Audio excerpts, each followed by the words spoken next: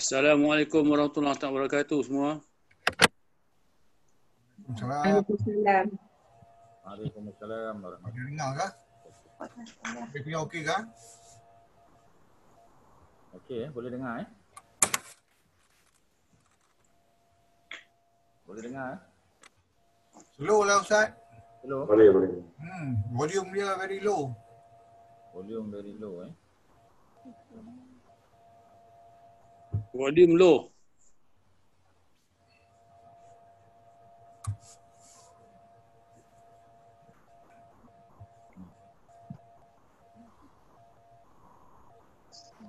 Dah maksimum dah ni. Mungkin kat tu Ustaz, kat dia punya ni, kat keyboard dia tu. Dia ada volume kat keyboard. Sekejap.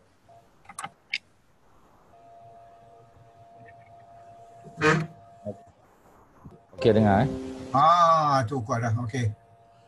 Yes. Kuat sangat pula kejap Ustaz. Kuat sangat. Terkuat. Okey, boleh dengar. Kuat dah tu. Okey, alhamdulillah. Bismillahirrahmanirrahim. Assalamualaikum warahmatullahi wabarakatuh. Waalaikumsalam.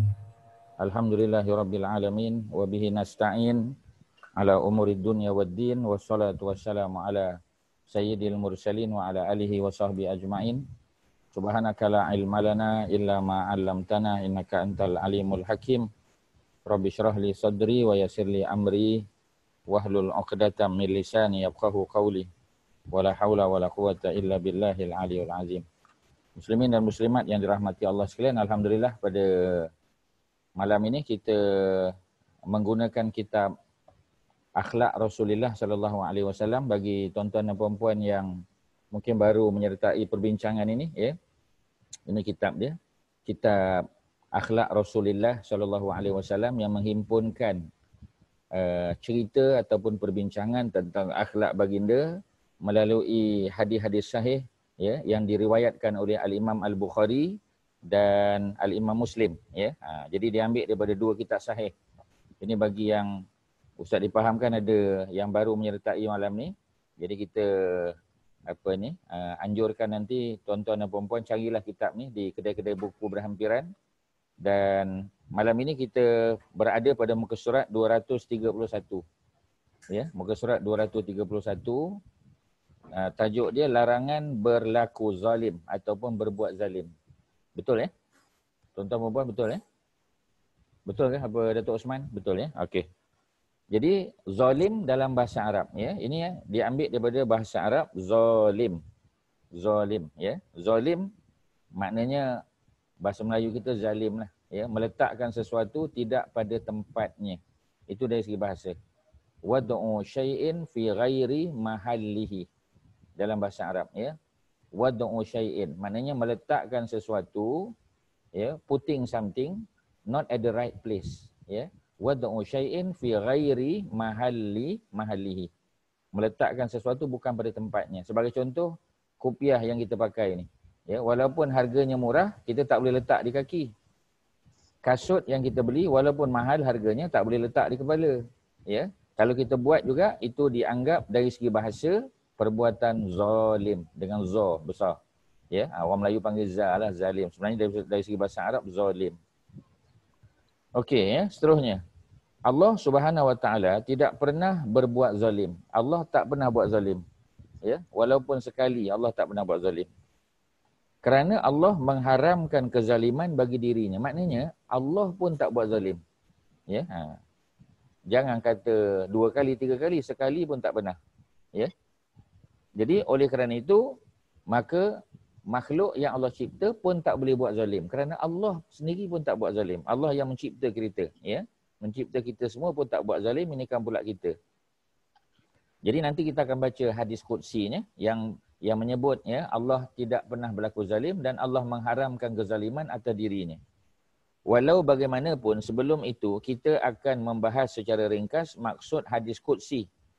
Yang dimaksudkan ialah hadis qudsi ialah firman Allah Subhanahu Wa Taala yang diriwayatkan oleh Nabi. Maknanya kalau hadis biasa kita sebut qala Rasulullah sallallahu alaihi wasallam, ya. Nabi telah bersabda sekian. Okey. Tapi kalau itu hadis nabawi dipanggil. Sebab hadis terbagi 2. Ada hadis nabawi qala Rasulullah sallallahu alaihi wasallam. Tetapi satu lagi ada hadis qudsi. Qudsi daripada perkataan kudus ataupun qudsi. Ya, qudsi itu makna daripada perkataan kudus, suci, sacred dalam bahasa Inggeris. Ya. Macam kita pergi Baitul Maqdis. Baitul Maqdis itu diambil daripada perkataan Al-Quds. Ya, maknanya apa ni? Rumah suci. Ya. Yang diutus para Nabi dan Rasul untuk berada di sekitarnya, untuk solat di dalamnya, termasuklah baginda Nabi Muhammad sallallahu alaihi wasallam. Ya, Nabi Isa pun pernah berada di sana. Nabi siapa lagi kita panggil? Nabi Zakaria, Nabi Yahya, ya, Imran, Imran bapa pada Maryam sendiri, keluarganya, ya, yakni Alu Imran, ya, dan nabi-nabi lain, Nabi Sulaiman, Nabi Daud, ya, Nabi Ibrahim, Nabi Ishaq, ya, dan seterusnya, Nabi Yaqub dan anak-anak dia. Maknanya ini semua adalah bukti menunjukkan bahawasanya tempat tu tempat suci. Sebab tu kita panggil Baitul Maqdis. Kalau kita sebut Baitul Muqaddis salah. Baitul Muqaddis, ya, salah. Kalau nak sebut juga Al-Baitul Muqaddas. Baitul Muqaddas boleh, tapi yang paling senang Baitul Maqdis. Ya, Baitul Maqdis. Bukan Muqaddis salah, ya. Sebab Muqaddis tu Allah. Ya, yang mensucikan Allah. Jadi tempat tu Maqdis, tempat suci ataupun dipanggil Al-Quds. Ya, dalam bahasa Inggeris kita panggil Jerusalem, ya, Jerusalem. Dalam bahasa Hebrew kita panggil Urshalim, ya, Urshalim. Sebab tu kita tuan-tuan dan puan-puan yang pernah ikut ustaz ke sana, ya, kita dapat melihat di signage, ya, di tepi jalan dia tulis Urshalim. Urshalim tu ialah Jerusalem ataupun Baitul Salam, rumah suci, ataupun Baitul Maqdis, banyak nama dia. 6, ya. Jadi kalau hadis qudsi, hadis yang mula dengan qala Rasulullah sallallahu alaihi wasallam, ya, kemudian Nabi kata qala Allah Taala, dua-dua. Kalau ayat Quran qala Allah Taala. Kalau hadis nabawi qala Rasulullah sallallahu alaihi wasallam. Kalau hadis qudsi mula dengan qala Rasul, kemudian qala Allah. Dia dua-dua dia. Tu beza dia, ya. Kalau kita jumpa Nabi bersabda, kemudian Allah berfirman, tu hadis qudsi lah tu. Ya. Yang disampaikan melalui perantaraan. Ada perantara, ada mediator. Siapa mediator tu? Rasul yang Allah utus juga, ya, namanya malaikah yang di sini disebut Jibril. Ada orang tanya, Jibril dengan Jibril sama tak? Sama. Ya, dua-dua tu sama. Kadang-kadang melalui ilham, ya, ilham, ya. Ilham kadang-kadang masa kita kita panggil masa kita sedar, ya, tiba-tiba dapat ilham, dapat idea, ya, dapat inspirasi, ya. Kalau dalam Bible biasanya yang ditulis oleh John, ya, Luke, ya, Matthew, Mark, ya, mereka kata he was inspired. Maknanya dia dapat inspirasi, ilham lah kononnya, ya, tapi mungkin bohong ajalah, ya. Yang dapat ilham daripada Allah ni adalah orang-orang soleh, ya, nabi-nabi dan rasul, ataupun kadang-kadang melalui mimpi. Cuma mimpi perlu dilihat sama ada ia selari dengan syarak, ya, ataupun dia bertentangan dengan syarak. Kalau dia ikut syarak maka kita terima, kalau tidak kita tolak. Susunan kata atau karangannya berasal daripada Nabi. Maknanya Nabi guna. Walaupun hadis qudsi itu qala Allah Ta'ala, ya, tetapi susunan perkataannya daripada Nabi. Hadis seperti ini selalu dinisbah kepada Allah kerana sumbernya berasal terus daripada Allah. Namun pada waktu lain dinisbah kepada Nabi dengan pertimbangan bahawa yang menyusun kata atau pengarangnya adalah Nabi sendiri. Ya, jadi Nabi yang susun. Ya. Hadis tentang larangan berbuat zalim, ya, yang akan kita hurai selepas ini, dia termasuk hadis qudsi, bukan hadis nabawi. Bagi tuan-tuan perempuan yang baru join, ya, kita sekali lagi kita bezakan ada dua jenis hadis.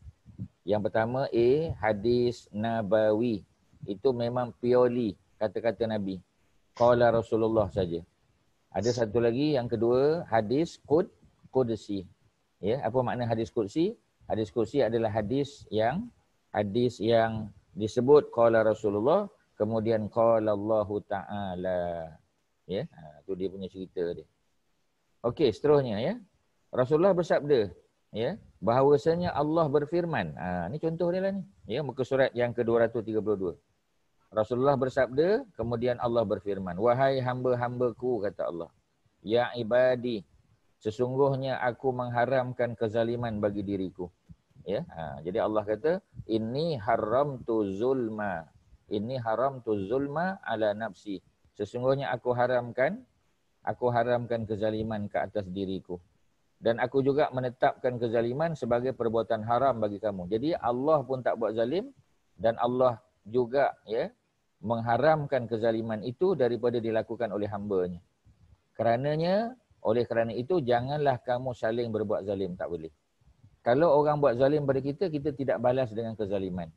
Ya, itu beza kita dengan orang bukan Islam, ya. Jadi kalau orang buat zalim pada kita, kita tidak balas dengan kezaliman, ya. Kalau dia minta maaf, kita maafkan. Kalau kita tersilap, kita minta maaf pada dia. Ya. Wahai hamba-hambaku, kata Allah, kamu semua adalah sesat kecuali orang yang aku berikan petunjuk. Maknanya petunjuk al-hidayah, guidance, ya, itu hanya daripada Allah Subhanahu Wa Taala. Ya. Jadi maknanya kalau kita dapat guidance tu daripada mimpi itu pula, ya, tidak disokong oleh prinsip-prinsip Islam, ya, maksudnya mimpi kita tu bersalahan. Contoh, Islam ajar kita puasa sunat Isnin Khamis. Tiba-tiba dalam mimpi dia kata boleh juga puasa Selasa Rabu. Ya, puasa Selasa Rabu boleh. Tapi dia kata Selasa Rabu juga termasuk sunnah Rasulullah. Yang itu bertentangan dengan prinsip. Ya, tak boleh. Ya, nak puasalah. Hari Selasa, hari Rabu puasalah boleh. Kecuali hari Jumaat. Ya, kerana kita tidak boleh puasa pada hari Jumaat sahaja. Dia kena diiringi sebelum, maknanya Khamis dan Jumaat ataupun Jumaat dan Sabtu.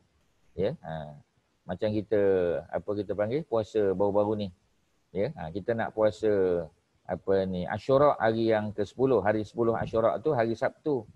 Ya, kalau nak puasa 10 saja boleh, tak ada masalah. Tapi kalau kita puasa 9 dan 10 afdal. 9 tu pula kena hari Jumaat. Tak boleh puasa 9 saja, kena puasa 9 dan 10. Tapi kalau tak boleh puasa 9, nak puasa 10 saja boleh. Ya, kerana apa? Kerana Jumaat, ya, ada larangan dalam hadis Nabi dalam kitab Bulughul Maram, ya, jangan kamu khusus, la takhussu yaumal jumu'ah. Jangan kamu khususkan hari Jumaat itu sebagai hari ibadah kamu. Maknanya kalau nak buat juga boleh, tapi mesti diiringi dengan puasa Khamis ataupun puasa Sabtu. Ya, tu dia punya cerita. Melainkan orang yang berpuasa seperti mana puasa Nabi Daud alaihissalam, ya, yakni sehari puasa sehari tidak. Kalau yang tu tak apa, maknanya hari Rabu, ya, hari Rabu dia puasa, hari Khamis dia cuti, hari Jumaat dia puasa, Sabtu dia cuti. Kita kata mana boleh Jumaat saja. Bagi orang yang puasa selang sehari tidak ada masalah, tapi bagi orang yang khusus nak puasa Jumaat saja, itu larangan itu datang kepada mereka. Ya, Ustaz harap faham, ya. Kalau ada soalan nanti boleh tanya. Jadi oleh kerana Allah yang bagi petunjuk, maka kita kena minta petunjuk daripada Allah. Sebab tu dalam solat, ya, dalam suratul Fatihah kan, ihdinas siratal mustaqim. Ihdinas siratal mustaqim. Ihdina, ya Allah tunjukkanlah kepada kami as-sirat, ya, ataupun siratal mustaqim. Jalan yang mustaqim, jalan yang lurus. Ya. Jadi bila kita minta kepada Allah, memang itulah tempat meminta. Allah memang tempat meminta. Wahai hamba-hambaku, kata Allah, kamu semua adalah orang yang lapar kecuali yang aku beri makan kepadanya. Sebab itu kalau nak minta makan, minta kepada Allah. Ya, tapi dengan usaha lah. Bukan maknanya tadah tangan minta supaya diturunkan makan daripada langit. Itu zaman Nabi Isa boleh lah. Ya, zaman Nabi Musa boleh. Seperti mana dalam Quran, ayat 114 surah Al-Ma'idah. Cerita makan, Al-Ma'idah. Senang je tuan-tuan. Ya, kalau cerita yang berkaitan dengan hal perempuan, ya, yang itu surah An-Nisa lah. Kalau tak ada dalam surah An-Nisa, surah At-Talaq. Ya, surah 65. Ya, tu biasanya dalam itulah cerita tentang wanita, tentang apa ni hukum perkahwinan, ya, rujuk, ya, apa ni tolak dan sebagainya. Kalau nak cerita pasal makanan binatang ternakan, biasanya Al-An'am binatang ternak, tapi hukum hakam yang berkaitan dengan binatang ternak banyak juga dalam Al-Maidah surah hidangan. Kerana binatang ternak memang disembelih dan dihidangkan sebagai makanan kepada manusia. Ya. Macam kita kata, nak tahu cerita pasal banjir sebagai contoh. Cerita pasal banjir dalam surah apa, Datuk Osman? Ingat lagi? Cerita banjir dalam surah apa? Surah banjir tak ada dalam Quran. Ya. Cerita banjir, surah apa, Datuk Osman? Noh kot, Nabi Noh. Yalah, pasal kita kait dengan Nabi Noh kan. Tapi dalam surah Noh tak ada cerita banjir.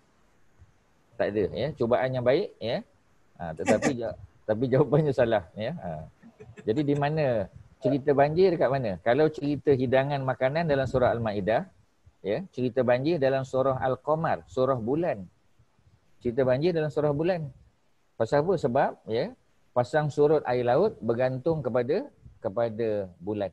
Ya, jadi maknanya kalau bulan pertengahan bulan, ketika bulan mengambang, bulan penuh, full moon, maka air pasang besar, ya. Mana air naik. Tapi kalau di awal bulan atau hujung bulan, maka bulan kecil, bulan sabit. Ya, dipanggil hilal. Hilal tu bulan kecil ataupun bulan sabit. Maka tak berlaku air pasang besar, ya. Jadi banjir pun begitu juga. Sebab dia berkait dengan pasang surut air laut, maka cerita banjir dalam surah Al-Qamar. Dalam surah bulan, ya. Macam itulah cerita dia. Jadi maknanya Allah letak sesuatu cerita itu, ya, dalam surah yang betul, dalam surah yang sesuai, ya, dengannya kita kata, ya. Sebab apa? Sebab nak bagi mudah kita faham, ya. Okey, sebagai contoh kita tanya, dalam surah apa yang banyak Allah cerita pasal rahmat? Cerita kejap-kejap rahmat, kejap-kejap rahmat. Ya, inna hazihi rahmatun min rabbika. Ini adalah rahmat daripada Tuhanmu. Kejap-kejap cerita rahmat. Dalam surah apa banyak cerita rahmat? Kahfi. Surah Kahfi yang baru kita bincang pada minggu lepas. Ya, cerita 7 pemuda pun rahmat, cerita 2 beradik dapat harta pusaka pun rahmat, cerita Nabi Musa dan Nabi Yusha cari hidir pun rahmat juga. Ya, cerita cerita Zulkarnain bina benda tembok besar untuk halang Ya'juj Ma'juj pun rahmat. Jadi maknanya memang cerita rahmat banyak dalam surah Al-Kahfi. Sebab tu kita disuruh baca surah Al-Kahfi setiap minggu. Mudah-mudahan sebahagian daripada rahmat Allah tu turun pada kita. Ya. Okey, seterusnya apa lagi? Wahai hamba-Ku, kamu semua, ya, adalah orang yang bertelanjang kecuali yang aku berikan pakaian. Sebab itu kalau nak minta pakaian, minta kepada Allah. Wahai hamba-hamba-Ku, sesungguhnya kamu banyak melakukan kesalahan, baik waktu siang maupun malam. Ya, akulah yang memberi ampun kepada kesalahan itu. Maka nak minta ampun, minta kepada Allah. Wahai hamba-hamba-Ku, sesungguhnya kamu tidak akan dapat melampaui bahaya yang aku buat. Ya, jadi maknanya dalam dunia ni ada bahaya yang sudah tentu Allah juga yang buat. Sehingga kamu dapat membahayakanku. Ya, tak boleh. Ya, kalau kita nak buat bahaya pada Allah, tak boleh. Allah tidak boleh dimudaratkan. Ya. Begitu juga kamu tidak akan dapat melampaui kemanfaatan yang aku buat. Sehingga kamu dapat memberi manfaat kepadaku. Sebab itu Allah ni sifatnya ghaniyun. Ya, daripada 99 nama dan sifat Allah, ya, Allah punya apa kita panggil the 99 attributes of Allah. Ya, 99 al-asmaul husna Allah. Salah satunya sifat Allah ghaniyun, ghin nun ya. Ghaniyun. Apa makna ghani? Maha kaya Allah Subhanahu Wa Taala. Bila Allah maha kaya, makna Allah tidak berhajat kepada orang lain. Sebab itu kalau semua manusia beriman pun Allah tak ada manfaat apa-apa. Kalau semua manusia kufur pun tidak memberi sedikit mudarat kepada Allah Subhanahu Wa Taala. Kerana apa? Ya, kerana memang Allah tidak berhajat kepada makhluknya. Allah tak berhajat. Ya, kalau kita beriman pun, iman tu manfaat untuk kita. Kalau kita kufur pun, kekufuran itu mudarat pada kita. Ya, sebab itu tak ada benda yang boleh memberi mudarat pada Allah. Ya, seperti mana makhluk tak boleh buat sesuatu melainkan Allah izin. Ya. Okey, selesai di situ. Wahai hamba-hambaku, kalau seandainya pendahulu-pendahulu kamu, mana orang yang datang sebelum kita, orang yang akan lahir kemudian ataupun anak cucu kita, semua manusia dan semua jin, ya, tingkat ketakwaannya sangat tinggi. Hal itu tidak akan menambah kekuasaanku sedikit pun memang. Ya, maknanya kalau kita kuat beriman, banyak ibadah, banyak amal, banyak sedekah, ya, banyak solat sunat, tak ada manfaat pada Allah. Semua kembali kepada kita. Tapi perintah Allah kena ikutlah. Wahai hambaku, kalau seandainya pendahulu kamu, ya, tadi kita dah sebut orang yang lahir kemudian, manusia semua, ya, berdiri dan meminta kepadaku, aku akan memberi mereka satu persatu sesuai dengan apa yang mereka minta. Maknanya semua manusia, semua makhluk minta pada Allah, ya, Allah bagi semuanya dan tidak mengurangi apa yang ada pada Allah, ya. Tidak akan menyebabkan berkurangnya kepunyaan aku walaupun sedikit.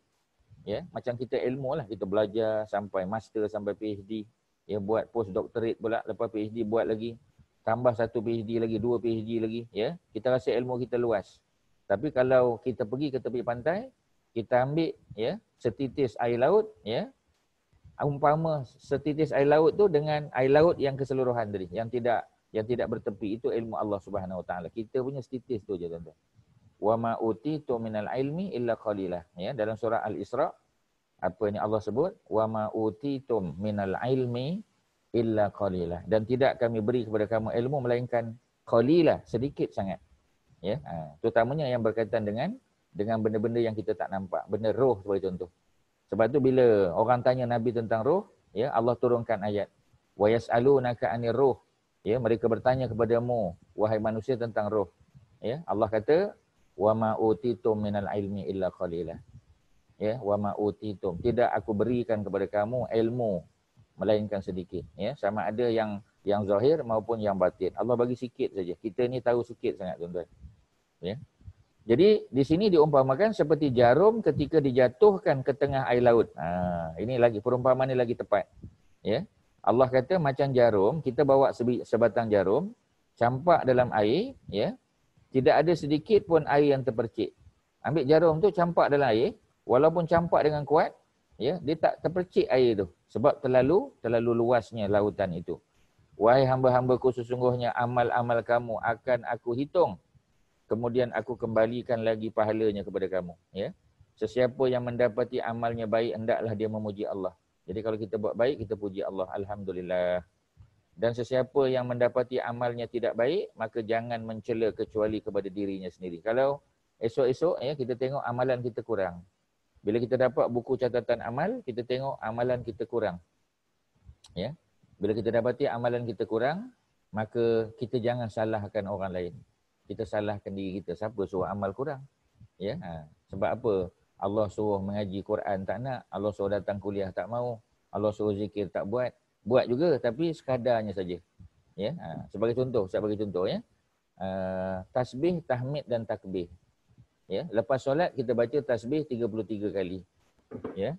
Kita baca tasbih 33, kita baca tahmid alhamdulillah 33, kita baca takbir pun 33 kali. Ya, itu yang sabit dalam hadis. Tetapi di sana, ya, ada juga dalam Sahih Bukhari sebut, ya, ketika mana Nabi juga pernah mengajar lepas solat bagi orang yang sibuk, dia baca 11. Tasbih 11 kali. Boleh. Ya, tahmid alhamdulillah 11 kali. Takbir Allahu Akbar 11 kali. Total 33. Boleh. Mana kalau kita tak sempat langsung, ya, nak buat 33 banyak sangat, panjang sangat. Tak sempat. Kita hanya boleh buat 11 pun boleh juga. Tak jadi masalah, ya. Ada hadisnya sabit, ya, dalam Sahih Bukhari. Kemudian dalam Sunan An-Nasa'i ada juga, ya. Nabi juga pernah sebut, ya, boleh buat 10. Ya, 10 subhanallah, 10 alhamdulillah, 10 Allahu Akbar. Itu paling lekeh, ya. Tapi oleh kerana dia kata, dia tanya lagi, ada diskaun lagi tak Ustaz? Ada tak? Kod lah. 3 ke 2 ke? Ya, tak ada, minta maaf. Nanti kalau ada Ustaz jumpa dalam hadis mana-mana, Ustaz bagi tahu. Ya, tapi jangan harap lah, memang tak ada. Itu yang paling minimum. Minimum dia berapa? 10, 10, 10. Ya. Jadi bila kita hidup ni, kita dah belajar semua, kita belajar 3-3. Kita kata Nabi 33 pun buat, ya, pernah buat 11 pun pernah, 10 pun boleh. Dia kata macam ni lah, ya. Ambil yang 10 ajalah. Ya. Nanti esok di akhirat tuan-tuan, bila kita jumpa ya orang lain yang kedudukannya lebih tinggi daripada kita di syurga besok, nanti kita tanya dia kata, dulu satu kelas, sama-sama Isnin malam Selasa, ya, Umi satu kelas kita. Satu grup, satu Zoom meeting punya geng, ya. Tiba-tiba macam mana kamu boleh duduk atas daripada aku lagi? Kedudukan kamu di syurga lebih mulia. Ya. Dia pun fikir-fikir, dia kata dulu lepas solat kamu tasbih tahmid takbir berapa kali? Dia kata macam biasalah, aku ambil yang paling diskaun lah, 10. Dia kata patutlah. Ya. Jadi aku buat 11. Oh, 11 beza 1 je tuan-tuan. Atas sikit. Ya. Kemudian tengok ada pula kawan yang sama juga grup. Ya, kawan tu lagi dia newcomer tuan-tuan. Kita pengasas kepada Umi tuan-tuan.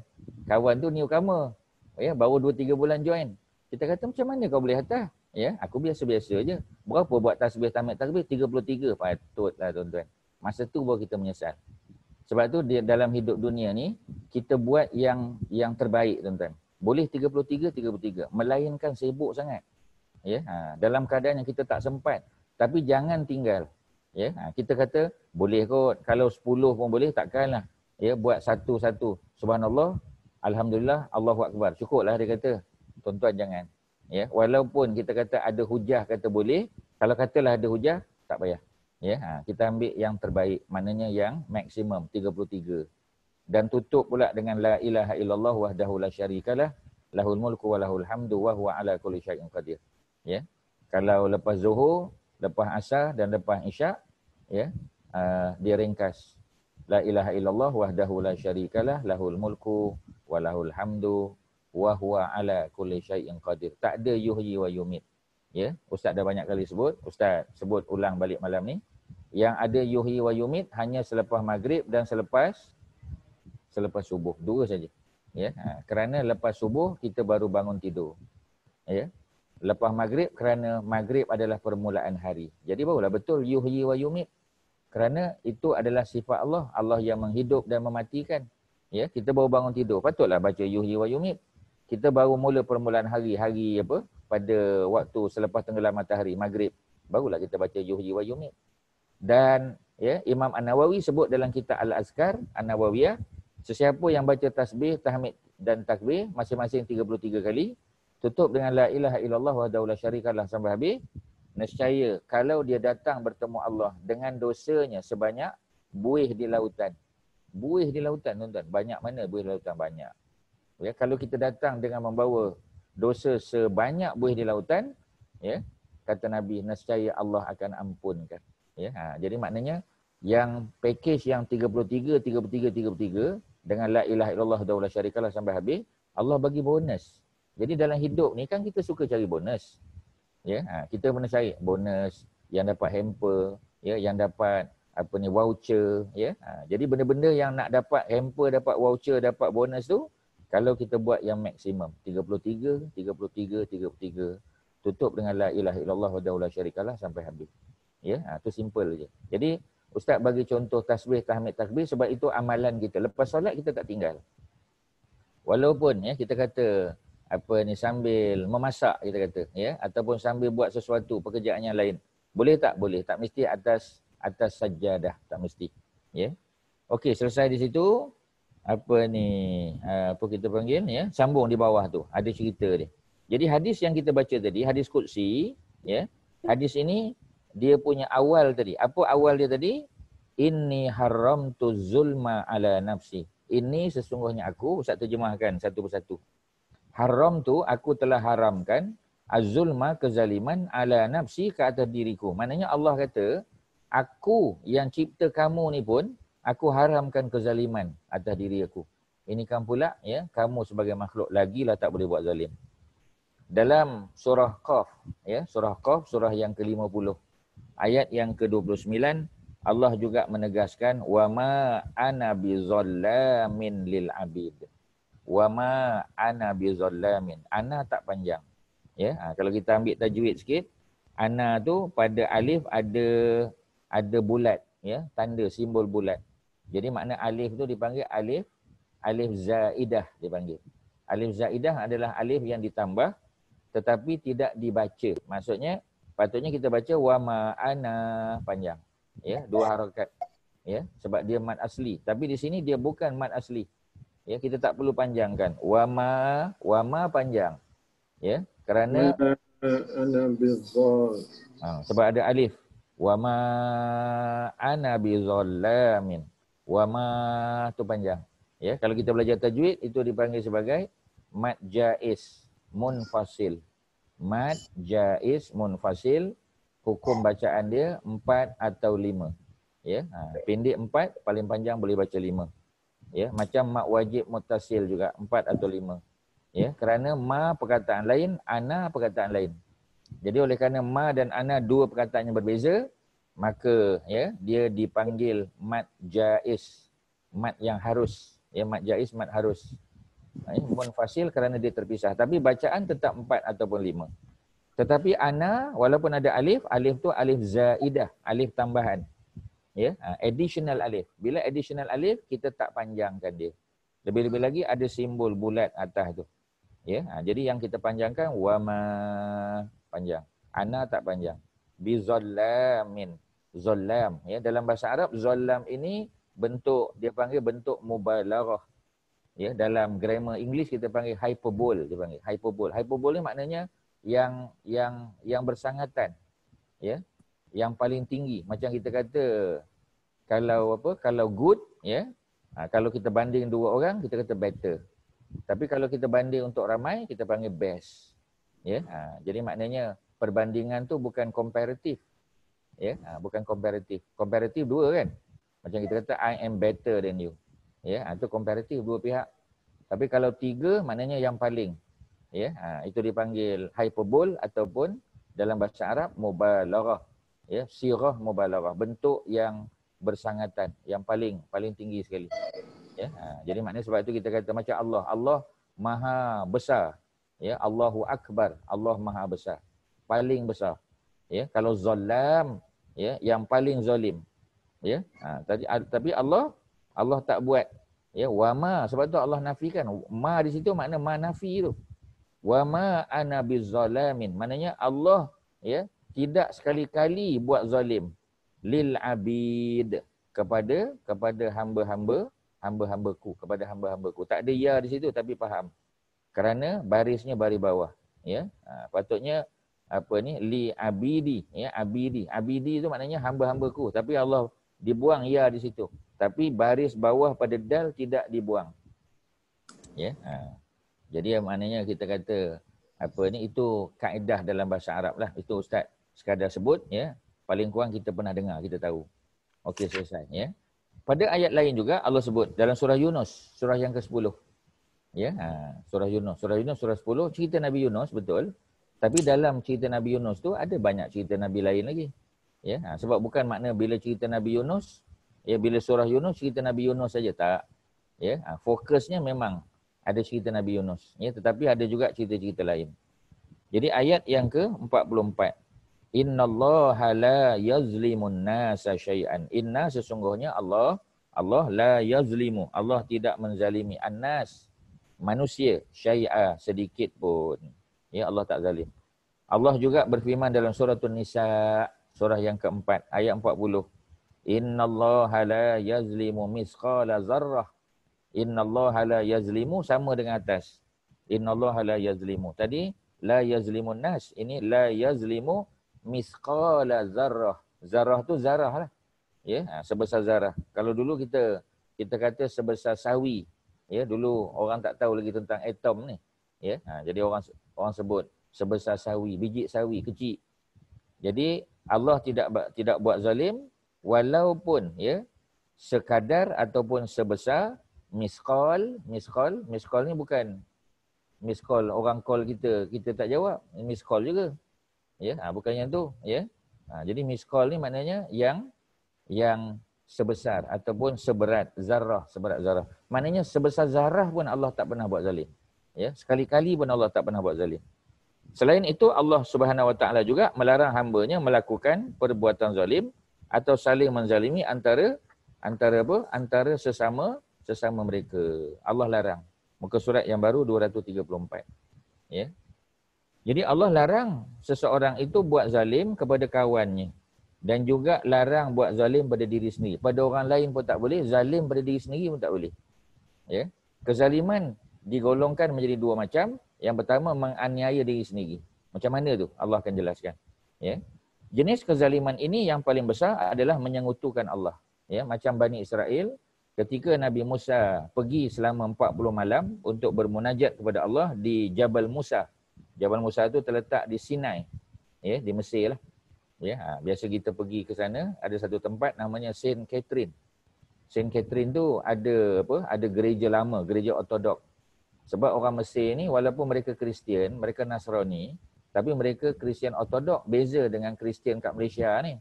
Ya, sebab kalau kat Malaysia ni kita kata Kristian Katolik, Protestan, ya, Ortodok tak pernah dengar lah. Mungkin ada tapi kita kata sikit sangat mungkin. Dan mereka pun tak ada gereja khas ya untuk Ortodok Kristian.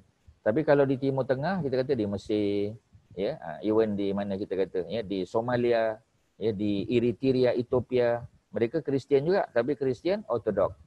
Termasuklah yang di Middle East, di Iraq, di Jordan, di Kuwait, ya. Kalau ada mereka kebanyakannya adalah Ortodok. Ortodok ni maknanya mereka percaya Nabi Isa tu sebagai messenger of Allah, bukan son of God. Ya, dia messenger of God. Dia beza. Kalau Katolik dengan Protestan masih menganggap Nabi Isa sebagai anak Tuhan. Ya. Jadi kalau Protestan, kalau di Malaysia orang Cina lah. Ya, Chinese biasanya. Chinese Katolik biasanya mereka ni Protestan. Mereka hanya sembah Nabi Isa. Tetapi kalau Katolik lagi haru lah. Ya, kebanyakannya orang India di Malaysia. Dan mereka sembah bukan sekadar Nabi Isa, mereka juga sembah Maryam. Ya, Virgin Mary pun disembah, Jesus Christ pun disembah. Itu Katolik. Ya, lagi sesat lah, dua-dua sesat. Ya, Protestan pun sesat, Katolik pun sesat. Tapi Katolik lagi haru lah, lagi sesat barat lah kita kata. Ya. Okey, itu kalau kita boleh sebut sikit. Jadi apa ni, bila kita sebut apa ni tentang Jabal Musa, tempat di mana kita panggil ya, tempat yang pernah turun wahyu kepada baginda Musa. Yang nanti Nabi Musa balik bertemu dengan Bani Israel, Nabi Musa bawa apa kita panggil alwah, ya, alwah. Alwah tu maknanya lembaran-lembaran yang katanya ditulis di atas papan, ya, di atas lauh, dipanggil lauh, ya, lauh mahfuz. Kalau banyak lauh, kalau banyak dipanggil alwah, ya. Jadi dia bawa, bila dia sampai dia tengok Bani Israel. Setelah 40 malam dia pergi, dia balik dia tengok Bani Israel sudah menyembah anak lembu, ya.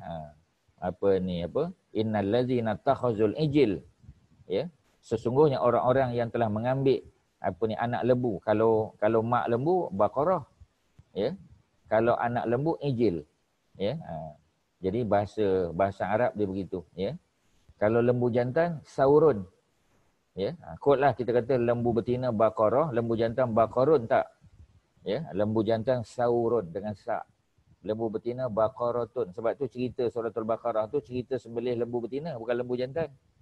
Kalaulah cerita lembu jantan mesti surah tu namanya As-Saur. Ya, ataupun As-Saurah, bukan Al-Baqarah, ya. Tapi anak dia panggil Ijil, ya. Ijil tu ialah anak lembu, anak sapi yang dibuat sebagai sembahan. Jadi itu yang Nabi Musa pun campakkan alwah tadi, ya, kerana terkejut, ya, dan marah dengan perbuatan Bani Israel yang telah menyengutukan Allah. Jadi mereka buat zalim pada diri sendiri. Dan pada zaman tersebut, ya, seperti mana Quran sebut, sesiapa yang nak bertaubat setelah mereka melakukan syirik, menyembah anak lembu, maka mereka mesti membunuh diri mereka. Kena bunuh diri. Ataupun saling bunuh-membunuh antara satu sama lain. Itu cara Bani Israel, ya, bertaubat dan minta ampun atas kesalahan mereka. Kita zaman umat Muhammad tak perlu, ya, kita tak perlu kita tak perlu melakukan bunuh diri. Ya, kerana apa? Kerana memang dalam Islam kita boleh taubat nasuha, ya, taubat sungguh-sungguh, benci melakukan perkara tersebut dan tidak mau mengulanginya lagi dan benar-benar ya bertaubat pada Allah Subhanahu Wa Taala, mudah-mudahan Allah terima, tak payah bunuh diri. Itu kita kata kelegaan yang Allah bagi, ya, rukhsah yang Allah bagi pada umat Muhammad sallallahu alaihi wasallam. Okey, seterusnya surah Luqman, ya, ada cerita. Inna syirka la zulmun azim. Sesungguhnya syirik itu adalah kezaliman yang paling besar. Jadi kalau orang tanya kita apa kezaliman yang paling besar, ya, walaupun buat zalim pada orang lain, zalimlah. Macam contoh kita bos di pejabat, ya. Kita jadi apa? Kita panggil kita jadi ketua pejabat, ya. Dan kita tak naikkan pangkat anak buah kita walaupun dia layak, ya. Sebab kebetulan anak buah tu kita tak bersuka dengan dia, ya. Kita tak berminat dengan dia. Sebab kita, contoh kita kata kita orang Terengganu, ya, dan dia orang Pahang. Kita dengan orang Pahang memang meluat, ya. Jadi walaupun anak buah kita tu kerja baik, ya, bagus, dia punya pengalaman, dia punya kerja tip top, ya. Dapat anugerah kita kata, tapi masa evaluation, ya, job evaluation, ya, kita buat appraisal pada dia, kita tak naikkan pangkat dia, ya, sebab dia orang Pahang, ya. Jadi orang Terengganu kebetulan dia kawan kita, walaupun kerja tak bagus, kita naikkan pangkat. Mana kita buat zalim, itu zalim pada orang lain.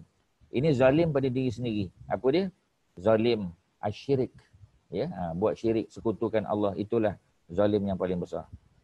Itu dalam surah Luqman, ya, sebagai nasihat daripada seorang ayah, yakni Luqman, kepada anak dia. Kemusyrikan pada dasarnya, syirik adalah meletakkan kedudukan makhluk sebagai khaliq. Khaliq mana pencipta. Jadi kalaulah Allah yang mencipta itu yang sepatutnya kita sembah, kita tak sembah, kita sembah manusia. Contoh kita kata masyarakat Mesir, ya, kaum Kipti sembah Fir'aun sebagai Tuhan dia, ya. Masyarakat Babylon sembah Namrud sebagai Tuhan, ya. Jadi itu adalah kezaliman, ya, kezaliman yang paling besar, ya. Kerana apa? Kerana Namrud dengan Fir'aun tu hamba Allah, ya, dia adalah makhluk, tetapi kita jadikan dia khaliq, tak boleh lah, ya. Sedangkan Allah itulah yang sepatutnya disembah, tidak disekutukan. Setelah syirik yang merupakan kezaliman yang besar, ada maksiat dan dosa besar lain, ya. Setelah itu dosa-dosa kecil. Jika seseorang melakukan perbuatan itu, maka dia telah melakukan kezaliman kepada dirinya sendiri, ya. Mana dia telah buat zalim pada dirinya sendiri, kerana dia telah menjerumuskan dirinya ke dalam azab dan siksa, baik di dunia maupun di akhirat, ya. Jadi tak boleh. Walaupun dosa kecil kita kata, kalau kita terbuat, terus minta ampun pada Allah. Dan dosa-dosa kecil ni ada dia punya mekanisme pengampunan dia. Antaranya ialah ambil wuduk, ya. Jadi sebab itu bila kita ambil wuduk, mudah-mudahan dosa-dosa kecil itu akan berjatuhan dengan jatuhnya, ya, titisan-titisan wuduk yang ada pada kita, ya. Bila kita ambil wuduk tu, mudah-mudahan jatuh, ya. Dan kemudian dosa-dosa ini juga boleh diampunkan dengan solat fardu, ya. Kita solat Zuhur, ya. Selepas solat Zuhur kita ada buat dosa. Kemudian kita solat Asar, mudah-mudahan solat Asar itu menjadi pengampun kepada kita. Ya, Ustaz dah pernah cerita kan, ya, dalam surah Al-Isra', ya, ada cerita innal hasanat yuzhibna sayiat. Ayat berapa tu? Ayat 114. Surah Al-Isra', ya. Surah Al-Isra' ke bukan? Surah apa tu, ya? Ayat 114 surah apa tu, ya? Surah Hud, ya, surah Hud. Surah yang ke-11 dalam Quran. Surah Hud, surah yang ke-11 ayat 114. Ada cerita, ya, innal hasanat yuzhibna sayiat. Sesungguhnya kebaikan-kebaikan yang kamu buat itu, antaranya ialah solat fardu, dia akan menghapuskan dosa-dosa yang kamu buat, ya. Jadi cerita dalam Sahih Ibnu Katsir, cerita bagaimana seorang lelaki penjual kurma. Dia jual kurma di pasar di Madinah, ya. Jadi apabila dia jual kurma, maka oleh kerana kurma yang dijual itu bermutu tinggi, maka lakulah, banyak orang beli daripada dia, ya. Dia toki kurma. Jadi ketika hampir dia nak menutup dia punya perniagaan, datang seorang perempuan, ya. Seorang perempuan yang kita kata cantiklah paras rupa dia. Jadi dia datang, dia pun tanya pada toki tadi. Dia kata, ada tak kurma jenis ni, ya, saiznya besar ni, kemudian grade-nya grade begini, ya. Grade yang paling bagus lah, kualiti paling bagus. Jadi lelaki tu kata minta maaf sebab bekalan kurma yang diminta oleh perempuan tadi tak ada di kedai tu. Kalau nak kena ikut dia balik rumah sebab dia ada simpan di store di rumah dia. Ya. Maka apa yang berlaku? Yang berlaku ialah perempuan tu kata sebab saya perlu, saya tak apa saya ikut. Jadi perempuan tu ikut dia. Bila dah sampai ke dalam rumah, ya, dia pun tutup pintu. Ya, dia tak kunci lah, dia tutup pintu. Kemudian dia telah memeluk dan mencium perempuan tadi. Sedangkan perempuan tu bukan mahram dia. Ya, dia peluk dan dicium perempuan tadi. Kemudian perempuan tadi pun berjaya melepaskan diri, keluar daripada rumah, lari. Lelaki tadi tak kejar. Ya, kerana pada masa tu datang rasa sesal dalam hati dia. Ya, dia pun istighfar. Dia minta ampun pada Allah kerana dia telah buat salah. Jadi maknanya antara sifat orang beriman ialah apabila dia buat salah. Orang beriman ni bukan tak buat salah. Jangan kita ingat orang beriman ni dia perfect, ya. Maknanya semua apa yang dia buat tu semua patuh syariah, semua ikut SOP. Kadang-kadang ada juga, ya. Sebab itu kita kata manusia ni selagi bernama manusia, dia tidak akan sunyi daripada buat salah, kan? Jadi apa yang berlaku? Yang berlaku ialah dia pun cari Rasulullah. Ya, kebetulan nak masuk waktu asar. Jadi dia datang masjid. Ya, jadi dia datang masjid, maka tak sempat dia tanya, ya, solat sudah diiqamahkan. Maknanya nak sembahyang lah, ya. Macam biasa Nabi jadi imam, mengimamkan solat asar. Selesai solat, selesai zikir apa semua, dia pun datang jumpa Nabi. Ya, dia pun bagi tahu cerita dia. Mana orang beriman ni, ya, orang yang menceritakan kejahatan dia kepada orang yang sepatutnya. Jangan kita viralkan pula. Ya, jadi malam tadi dia buat, malam apa kita panggil? Malam macam ni, bukan malam tadi. Ni malam besok lah. Ya, malam hari Malaysia. Sebab hari Rabu 16 bulan cuti. Jadi malam besok tu, ya, dia pun buat benda yang tak elok, kita kata. Kemudian dia viralkan, dia kata, ya. Contoh dia kata dia minum arak lah sebagai contoh. Ya, dia kata saya selalu minum 3 botol. Malam tadi saya minum 5, dia kata, sempena hari Malaysia, contohlah. Ya, jadi dia pun berbangga. Dan memang orang yang paling Allah benci ialah orang yang buat jahat dan dia sebarkan, dia bagi tahu dan tak ada rasa malu pun. Ya. Tetapi kalau dia melaporkan kejahatan dia kepada orang yang dia boleh minta nasihat. Sebagai contoh, ya, lelaki tadi, oleh kerana orang ramai dia tak bercakap lagi dengan Nabi. Ketika orang dah surut. Ya, kebetulan pada masa tu Nabi dengan Saidina Umar saja. Jadi dia pun pergi jumpa Nabi, dia bagi tahu, tadi saya buat begini. Ya. Kemudian Nabi pun jawab. Nabi kata, kamu solat tak asar bersama aku tadi? Nabi tanya. Simple je soalan Nabi. Ya. Hal solaital asar ma'i? Adakah kamu solat asar bersama aku tadi? Ketika aku mengimamkan solat, kamu ikut tak? Ya, dia kata aku ikut. Maka Nabi kata, dosa kamu telah diampunkan. Ya, itu turun ayat tadi tu. Ya, ayat yang ke-114 surah Hud. Ya, apa dia kata? Ya, Allah kata innal hasanat, tengah-tengah surah, bukan di awal tu. Ya, bukan di tengah-tengah, bukan di awal ayat. Ya, tengah-tengah dia. Innal hasanat, sesungguhnya kebaikan-kebaikan termasuklah solat fardu, ya, puasa Ramadan, ya, haji dan sebagainya, yuzhibna as-sayyi'at, akan menghilangkan sayyi'at, dosa-dosa. Dosa-dosa tu dosa-dosa yang bukan dosa besar. Sebab dosa besar disebut kabair. Ya, dosa selain daripada dosa besar, dosa kecil ke, dosa sederhana ke, yang namanya sayyi'at, yang namanya zunub, ya, yang namanya khotoya. Ya, ini perkataan yang Allah guna dalam Quran, khotoya. Ya, khotoya tu makna kesalahan-kesalahan. Sayyi'at pun kesalahan-kesalahan. Zunub, dosa-dosa. Tetapi ia tidak bersifat dosa besar. Dosa besar disebut kabair. Ya, jadi kalau kabair itu berhajat kepada taubat. Ya, bersungguh-sungguh, ya, minta ampun dengan Allah, tinggalkan perkara tersebut. Tetapi kalau dosa yang kategori bukan kabair, ya, kecil ataupun sederhana, maka macam tadilah, ya. Nabi kata, solat asar tak bersama aku? Dia kata, ya Rasulullah. Naam. Ya, dalam hadis ni tak disebut siapa nama lelaki tadi untuk menjaga, ya, dia punya muruah dia, ya, maruah dia. Jadi tak sebut nama. Tapi pengajaran dia diambil. Jadi bila Nabi kata begitu, dia kata ya. Kata Nabi, dosamu telah diampun oleh Allah. Saidina Umar ada di situ, ya. Apa kata Saidina Umar? Dia kata, ya Rasulullah, adakah, ya, lelaki ini saja yang kalau buat dosa diampun? Mana ayat ni khusus untuk dia saja.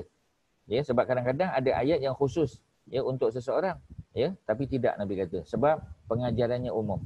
Ya, ada kaedah dalam ilmu tafsir, kita panggil apa kita panggil, ya, Al-ibratu bi umumil lafzi la bi khususis sabab. Al-ibrah, ibrah pengajaran itu bi apa kita panggil bi umumil lafzi. Diambil daripada lafaz yang umum. La bi khususis sabab, bukan dengan sebab yang khusus. Maknanya walaupun ayat tadi turun disebabkan cerita lelaki tadi, ya, tetapi dia punya pengajaran ibrah bukan untuk lelaki itu saja, untuk semua orang lain. Maknanya kalau orang lain, ya, kalau apa kita panggil sahabat lain, termasuklah Saidina Umar kita kata, ya, kalau dia buat perkara-perkara begitu yang seumpama dengannya, maka kalau dia datang solat bersama Nabi, kalau zaman kita tak sempatlah solat bersama Nabi, ya, tapi solat berjamaah lah, ya, maka Allah akan ampunkan dosanya. Sebab itu antara solat fardu dengan solat fardu yang lain, antara Jumaat dengan Jumaat, ya. Sebab tu orang musafir pun kalau dia jumpa masjid, solat Jumaat sedang diiqamahkan, maka solat.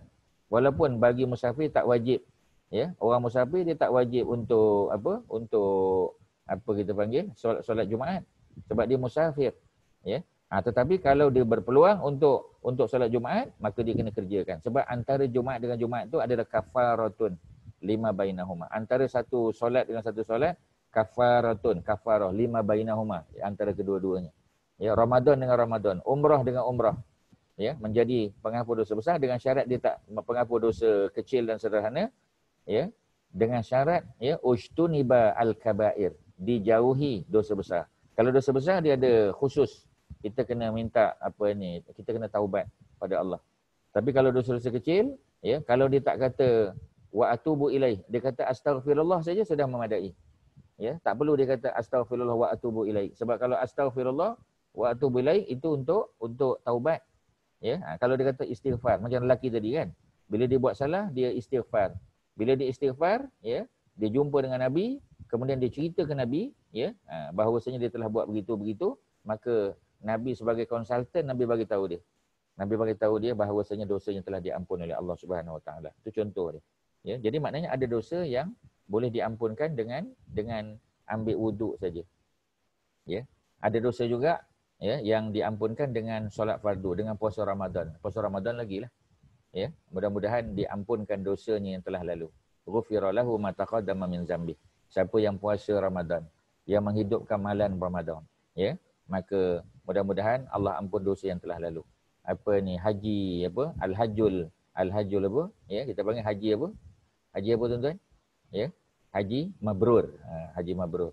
Ya, laisalahu jaza illal jannah. Tidak ada baginya pahala melainkan balasan yang baik melainkan syurga. Jadi maknanya itu semua pengampun dosa.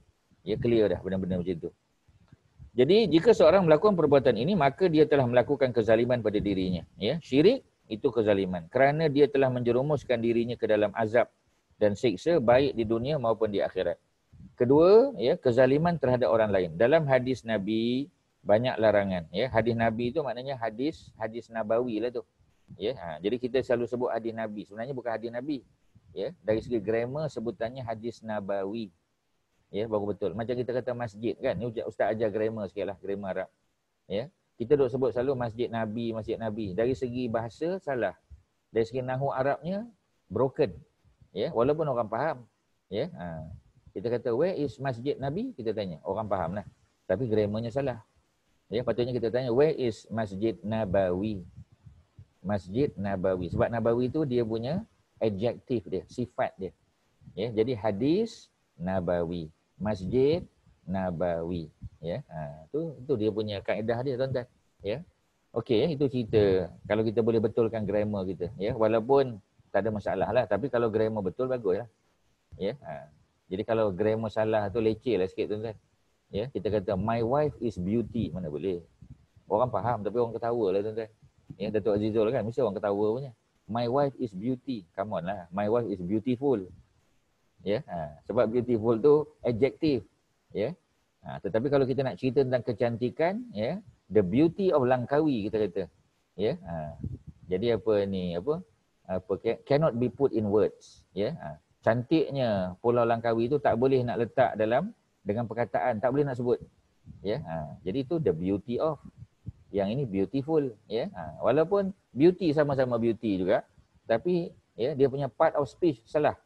Ya, yang adverb kita baca adjektif. Adjektif kita baca sebagai sebagai verbal noun. Mana mahu dia, tuan-tuan. Orang faham lah, tapi orang ketawa lah. Balik rumah dia ketawa lah, tuan-tuan. Depan kita mungkin dia tak ketawa lah. Dia nak jaga muka kita, balik berdekah-dekah dia ketawa. Ya. Jadi maknanya nak bagi tahu bahasa Arab lagi-lagi lah pula. Ya. Kalau kita baca, kalau kita sebut Masjid Nabawi, biasakan sebut. Jangan kata Masjid Nabi. Ya, Masjid Nabawi. Ya, Masjid Nabawi, hadis Nabawi. Ya, ada hadis Nabawi yang menyebut ya, ada satu hadis Nabawi ya yang disebut, yang diriwayatkan oleh Sayyidina Umar, yang diriwayatkan oleh Anas bin Malik ya, yang diriwayatkan oleh Imam Al-Bukhari, baru betul grammar kita. Ya. Jadi apa ceritanya? Sahabat Nabi Abdullah bin Umar. Abdullah bin Umar anak pada Sayyidina Umar. Ya, jadi Umar ada anak, beberapa orang anak, antaranya Abdullah bin Umar.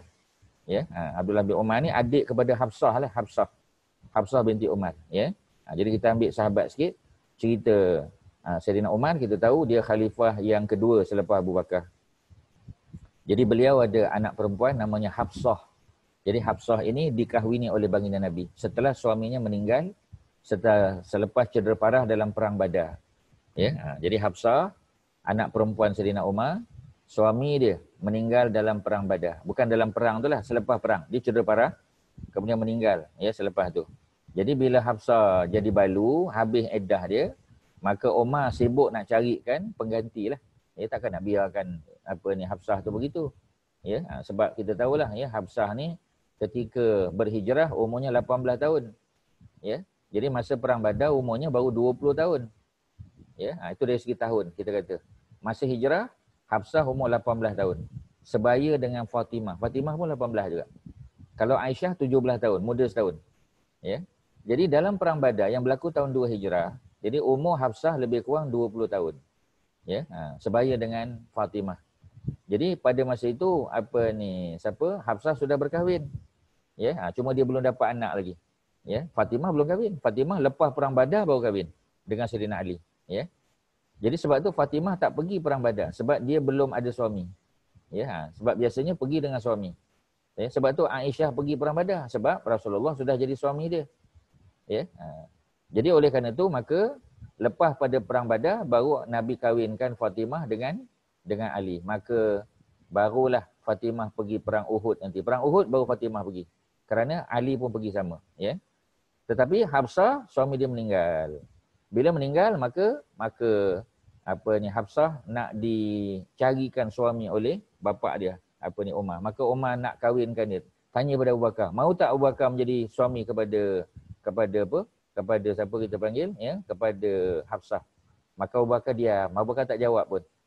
Ya, kerana rupanya Abu Bakar sudah dapat maklumat, ada info bahawasanya Nabi ada bercadang untuk ambil Hafsah sebagai isteri.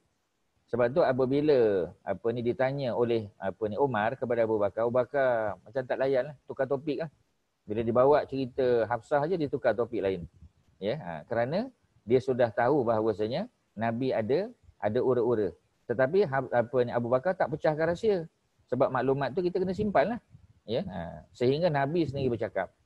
Jadi Umar oleh kerana dia kesal dengan sifat Abu Bakar yang tak layan. Ya, dia kata, mau tak kahwin dengan anak perempuan aku? Abu Bakar buat tak layan. Ya. Maka Umar rasa kecewa, Umar pergi jumpa Rasulullah sallallahu alaihi wasallam. Maka Umar mengadu pada Nabi. Sebab tu Nabi ni tempat orang mengadu.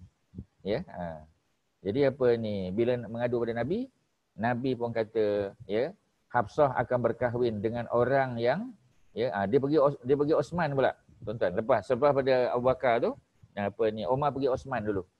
Pun Osman macam tu juga, ya. Mana tak berapa nak layan. Maka akhirnya Umar pergi mengadu pada Nabi dan Nabi kata Hafsah akan berkahwin dengan orang yang lebih baik daripada Osman. Ya, sebab nak dikahwinkan dengan Osman boleh lah, ya. Tetapi Nabi kata Hafsah akan kahwin dengan orang yang lebih baik daripada Osman. Ya. Manakala Osman akan berkahwin dengan orang yang lebih baik daripada Hafsah. Jadi Umar faham. Ya, dia tak tanya 2-3 kali soalan. Ya, dia tahu dah. Kalau orang yang lebih baik pada Sayyidina Osman, siapa dia? Rasulullah lah. Dan siapa pula yang lebih baik daripada anak dia Hafsah? Dah tentulah puteri Nabi. Ya, sebab tu Ruqayyah, ya, anak perempuan Nabi yang nombor 2 akan kahwin dengan Osman.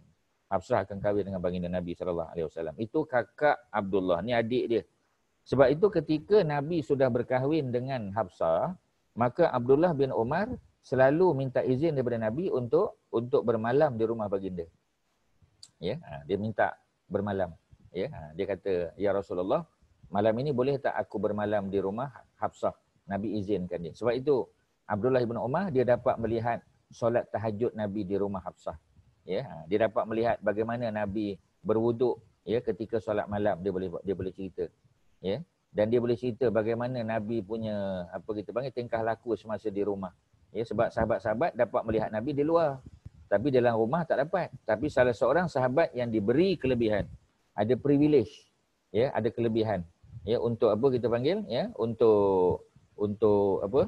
Untuk apa ni, apa kita panggil, ya. Oh, Haji Nazri kata suara tak berapa kuat, ya. Harap-harap lebih kuat, ya. Jadi apabila apa kita panggil, ya, apabila apa ni Abdullah bin Umar duduk di rumah Hafsah, dia dapat melihat ibadah Nabi. Dia riwayatkan cerita ni. Jadi kata Abdullah bin Umar, ya, dia meriwayatkan bahawa Rasulullah bersabda, "Inna zulma zulumatun yaumal qiyamah." Ya, inna sesungguhnya az-zulma kezaliman itu adalah zulumatun, adalah zulumat. Ya, apa makna zulumat? Zulumat ialah kegelapan-kegelapan. Yaumal qiyamah, pada hari kiamat nanti. Ya, ini dalam kitab Sahih Bukhari dan Muslim. Maknanya nak bagi tahu, kalau di dunia kita buat zalim sama ada pada diri sendiri atau pada orang lain, termasuklah pada binatang ternakan, ya, ataupun binatang peliharaan kita, maka dia akan menyebabkan kita, ya, berada dalam kegelapan nanti. Itu adalah kegelapan yaumal qiyamah, pada hari kiamat. Tak tahu macam mana keadaan dia. Ya, tak ada cahaya ke macam mana ke, kita tak tahu sebab benda tu belum berlaku. Ya. Kemudian ada seorang sahabi, ya, sahabi Abu Musa al-Asy'ari. Sahabi itu singular. Ya, di situ ditulis sahabat. Tapi ustaz betulkan sebab sahabat tu plural. Kalau dia seorang kita panggil sahabi. Ya, kalau ramai sahabah ataupun sahabat. Namanya atau gelarannya Abu Musa al-Asy'ari, beliau berasal daripada Yaman, ya. Dia riwayat bahawa Nabi bersabda, innallaha liyumliya lizalim hatta iza akhazahu lam yuflatahu, ya. Jadi maknanya nak bagi tahu bahawasanya Allah akan biarkan kalau orang tu buat zalim, ya, Allah tak benarkan buat zalim pada dirinya pun, ya. Inni haramtu zulma ala nafsi. Allah kata dalam hadis qudsi tadi, Allah haramkan kezaliman pada dirinya. Jadi, tapi kalau ada manusia yang apa kita panggil, ya, ada manusia yang buat zalim, ya, maka Allah kata Allah akan biarkan. Ya, Allah akan biarkan. Jadi maknanya kalau Allah kata Allah biarkan apa, ya?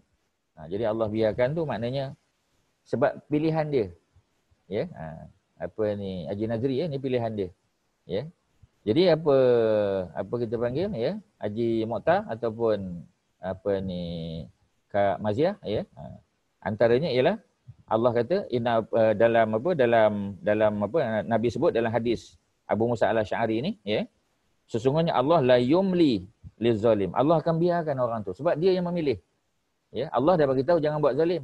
Ya, Allah tak benarkan, Allah haramkan, tapi dia nak buat juga. Maka Allah akan biarkan orang itu buat zalim. Ya. Mana Allah izin. Hatta sehinggalah iza akhazahu, ketika mana Allah azab dia, ya. Akhaza di sini makna azaba. Ketika mana Allah mengazab dia, lam yuflatahu, ya, dia tidak akan melepaskannya. Maknanya kalau Allah azab dia, memang tak lepas dah, tak akan dapat lari. Ya. Mana kalau orang Melayu kata sampai lubang cacing pun, ya, aku akan cari. Ya, dah tentulah sebab Allah Subhanahu Wa Taala pemilik seluruh alam. Nak lari mana tuan-tuan? Ya. Kerana semua milik Allah Subhanahu Wa Taala. Kemudian Nabi membacakan ayat wa kadzalika, ayat ba'da auzubillahi minasyaitonir rajim daripada surah Hud. Ya, tadi ustaz pun sebut daripada surah Hud, tapi tadi ayat 114. Ini surah Hud ayat yang ke-102.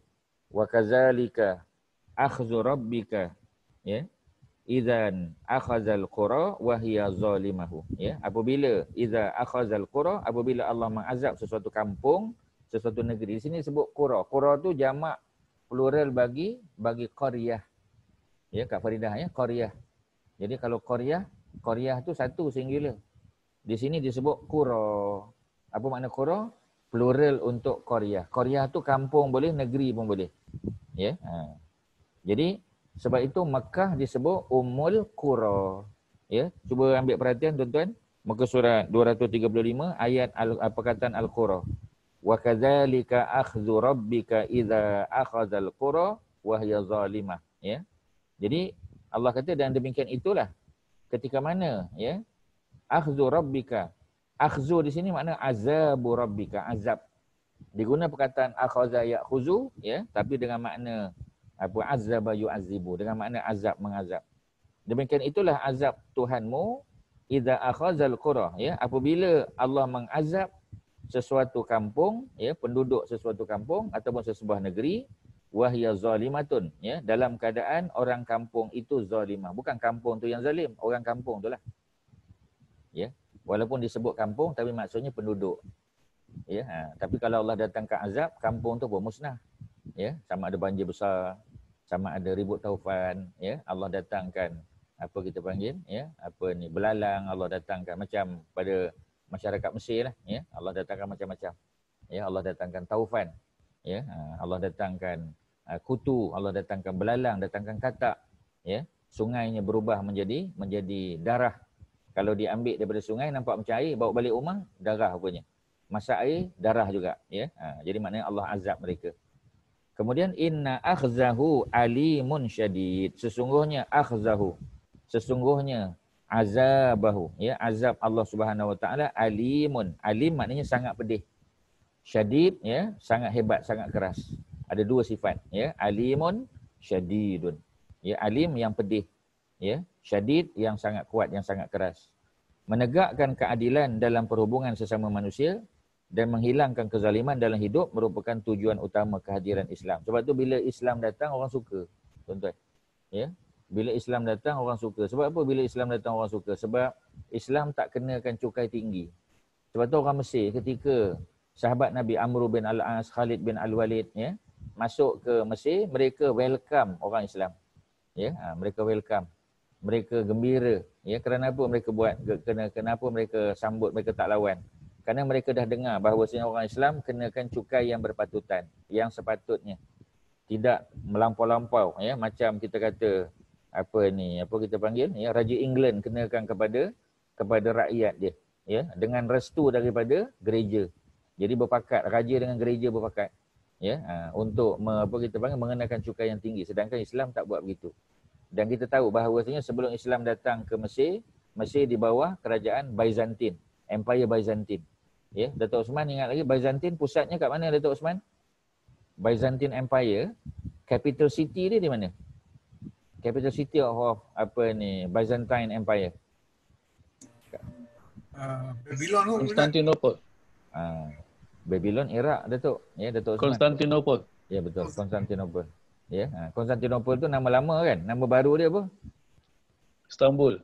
Istanbul. Ya, jadi Istanbul. Ya, Haji Masyah. I'm on. Jadi maknanya dia punya apa kita panggil ya, dia punya empire-nya ialah Empire Byzantine. Ya, Byzantine tu Roman Empire lah, tapi dia panggil Eastern Roman. Kalau yang di Rome Itali itu ya Western Roman Empire. Ya, tapi yang sebelah timur kita panggil Eastern Roman Empire, Rome Timur, ataupun ya AKA also known as Byzantine Empire. Pusatnya Konstantinopel. Ya, Konstantinopel tu berada di Turki lah sekarang ya, di Istanbul. Ya, Istanbul tu tukar nama bila Sultan Muhammad Al-Fatih masuk kan. Okey ya, itu cerita dia. Jadi orang Mesir, mereka asalnya ialah Nasrani. Orang Kipti ni agamanya Nasrani, ya. Tetapi apabila orang Islam masuk, ya, mereka sanggup memeluk agama Islam. Ya, mereka sanggup menerima Islam sebagai agama rasmi negara. Sebab apa? Sebab mereka tahu Islam tidak menzalimi. Islam tu datang untuk menegakkan keadilan, ya. Jadi kalau kita tengok Pak Lebay ke, ya, orang yang so-called orang alim, ya, Muslim scholar, tetapi dari segi perbuatan dia kita tengok ya zalim kat orang. Ya, kalau dia meniaga, dia menipu dalam perniagaan. Ya, kalau dia jadi pemimpin kita kata dia double standard. Ya, kepada manusia biasa, orang awam, ya, dia buat satu hukum macam ni. Kalau kepada ahli keluarga dia, kawan-kawan dia, dia buat hukum yang lain, double standard. Oh, zalim tuan-tuan. Ya, dia tak boleh represent Islam. Sebab apa? Sebab ya, dia datang bukan dengan tujuan membawa Islam sebagai agama yang menentang kezaliman. Tak nampak contoh tuan-tuan. Ya, yang itu kita bimbang tu. Hal ini kerana Islam menganggap bahawa keadilan merupakan dasar utama bagi terbinanya sebuah masyarakat yang maju dan zalim adalah faktor penghalang dia. Ya. Perosak utama kemajuan masyarakat. Sebab tu kita tengok mana-mana tamadun yang buat zalim kepada rakyat dia hancur tuan-tuan. Ya, Byzantine Empire pun hancur. Ya, Roman Empire tak payah tanyalah, ya. Babylonian pun sama. Ya, sebab apa? Sebab mereka buat zalim. Jadi buat zalim tu bukan pada orang luar saja, pada masyarakat rakyat dia, pada diri sendiri. Dan zalim yang paling besar ialah syirik. Sebab tu ketika Nabi hantar surat kepada Persian, ya, Persian king, ya, Persian emperor pada masa tu, bukan king lah, emperor lah. Sebab Persian tu empire. Dan Nabi hantar kepada mana-mana raja pada masa tu. Nabi kata, ya, kalau kamu beriman, ya, kerajaan kamu akan dikekalkan. Maksudnya kamu boleh terus jadi pemimpin. Tetapi kalau kamu buat zalim, tak nak menerima Islam, kamu tanggung dosa diri kamu dan kamu tanggung dosa rakyat kamu. Ya, Nabi sebut dalam surat baginda. Ya, surat dakwah Nabi lah kepada kepada raja-raja ataupun maharaja yang memerintah sesebuah negeri ataupun empire. Ya. Kerana apa? Kerana Islam datang untuk membebaskan masyarakat daripada kezaliman, perhambaan sesama manusia. Dan kalau mereka terus melakukan kezaliman, maka itulah faktor kejatuhan mereka. Ya, kezaliman menyebabkan Tuhan murka. Sebagaimana dapat kita amati pada sejarah umat terdahulu yang banyak melakukan kezaliman. Ustaz dah sebut banyak tadi, Byzantine Empire, Roman Empire. Ya, kemudian kita kata mana lagi, ya? Dulu zaman Yunani, Greek, ya, sama tuan-tuan. Babylonian, ya, di mana sajalah. Kalau kita tengok Persian Empire terutamanya yang menyembah api, ya. Jadi semua benda ni sebagai contoh, ya, kezaliman yang telah mereka buat sehingga mereka menerima kehinaan dan kehancuran. Allah bagi hina mereka. Ya, kerajaan Parsi, ya, empire dia, ketika Nabi hantar surat, maharaja dia koyakkan surat Nabi di hadapan khalayak. Ya, dan bila cerita tu sampai kepada Nabi, Nabi kata, seperti mana dia koyakkan surat aku, ya, begitu juga Allah akan koyak-koyakkan kerajaan dia. Ya, dan akhirnya pecah belah. Dia pun dibunuh oleh anak dia sendiri. Ya, jadi maharaja Parsi pada zaman Nabi itu dibunuh oleh anak dia sendiri. Anak digulingkan dia, ya. Bukan kita kata orang Islam, memang akhirnya orang Islam dapat menguasai Parsi. Ya, tetapi anak dia bunuh dia, tuan-tuan. Tak payah tunggu orang Islam datang bunuh dia. Ya. Jadi jika kita dapat menegakkan keadilan dengan petunjuk syariah, ya, dengan petunjuk syariah. Syariah tu datang dari Quran dan hadis lah. Wahyu kan. Maka kehidupan kita akan aman, damai dan sentosa selama-lamanya mudah-mudahan. Selesailah. Ya, bab apa kita panggil? Ya, bab mendamaikan dua pihak, ya, yang berselisih pendapat. Ya, jadi kalau tuan-tuan ada apa-apa soalan silakan. Ya, kita dah selesai bab ni. Kalau nak masuk bab baru panjanglah. Ya, bab baru nanti bab yang ke-12 cerita tentang al-hilmu. Ya, al-hilmu, bukan al-ilmu, bukan ain dengan hak. Al-hilmu, lemah lembut. Ya, bagaimana yang dimaksudkan dengan lemah lembut tu? Ya, adakah lemah gemalai? Bukan. Ya, jadi Ibnu Abbas ada cerita nanti. Kita akan apa kita panggil, ya, kita akan bacalah, ya, pada mungkin 2 minggu lagi, ya. Kalau minggu depan kita tadabbur surah Al-Kahfi, seterusnya kita akan baca tentang sikap lemah lembut Nabi. Macam mana yang dimaksudkan dengan lemah lembut? Tadi kita baca macam mana Allah suruh kita supaya jangan buat zalim. Zalim tu adakah pada orang lain saja? Tak. Zalim juga pada diri kita sendiri, ya. Silakan tuan-tuan kalau ada soalan.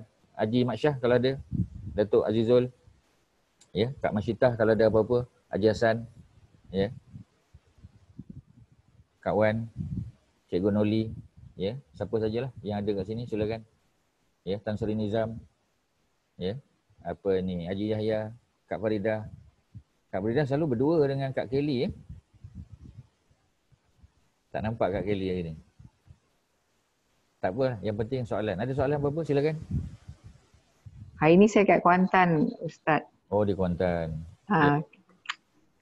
Ada soalan silakan.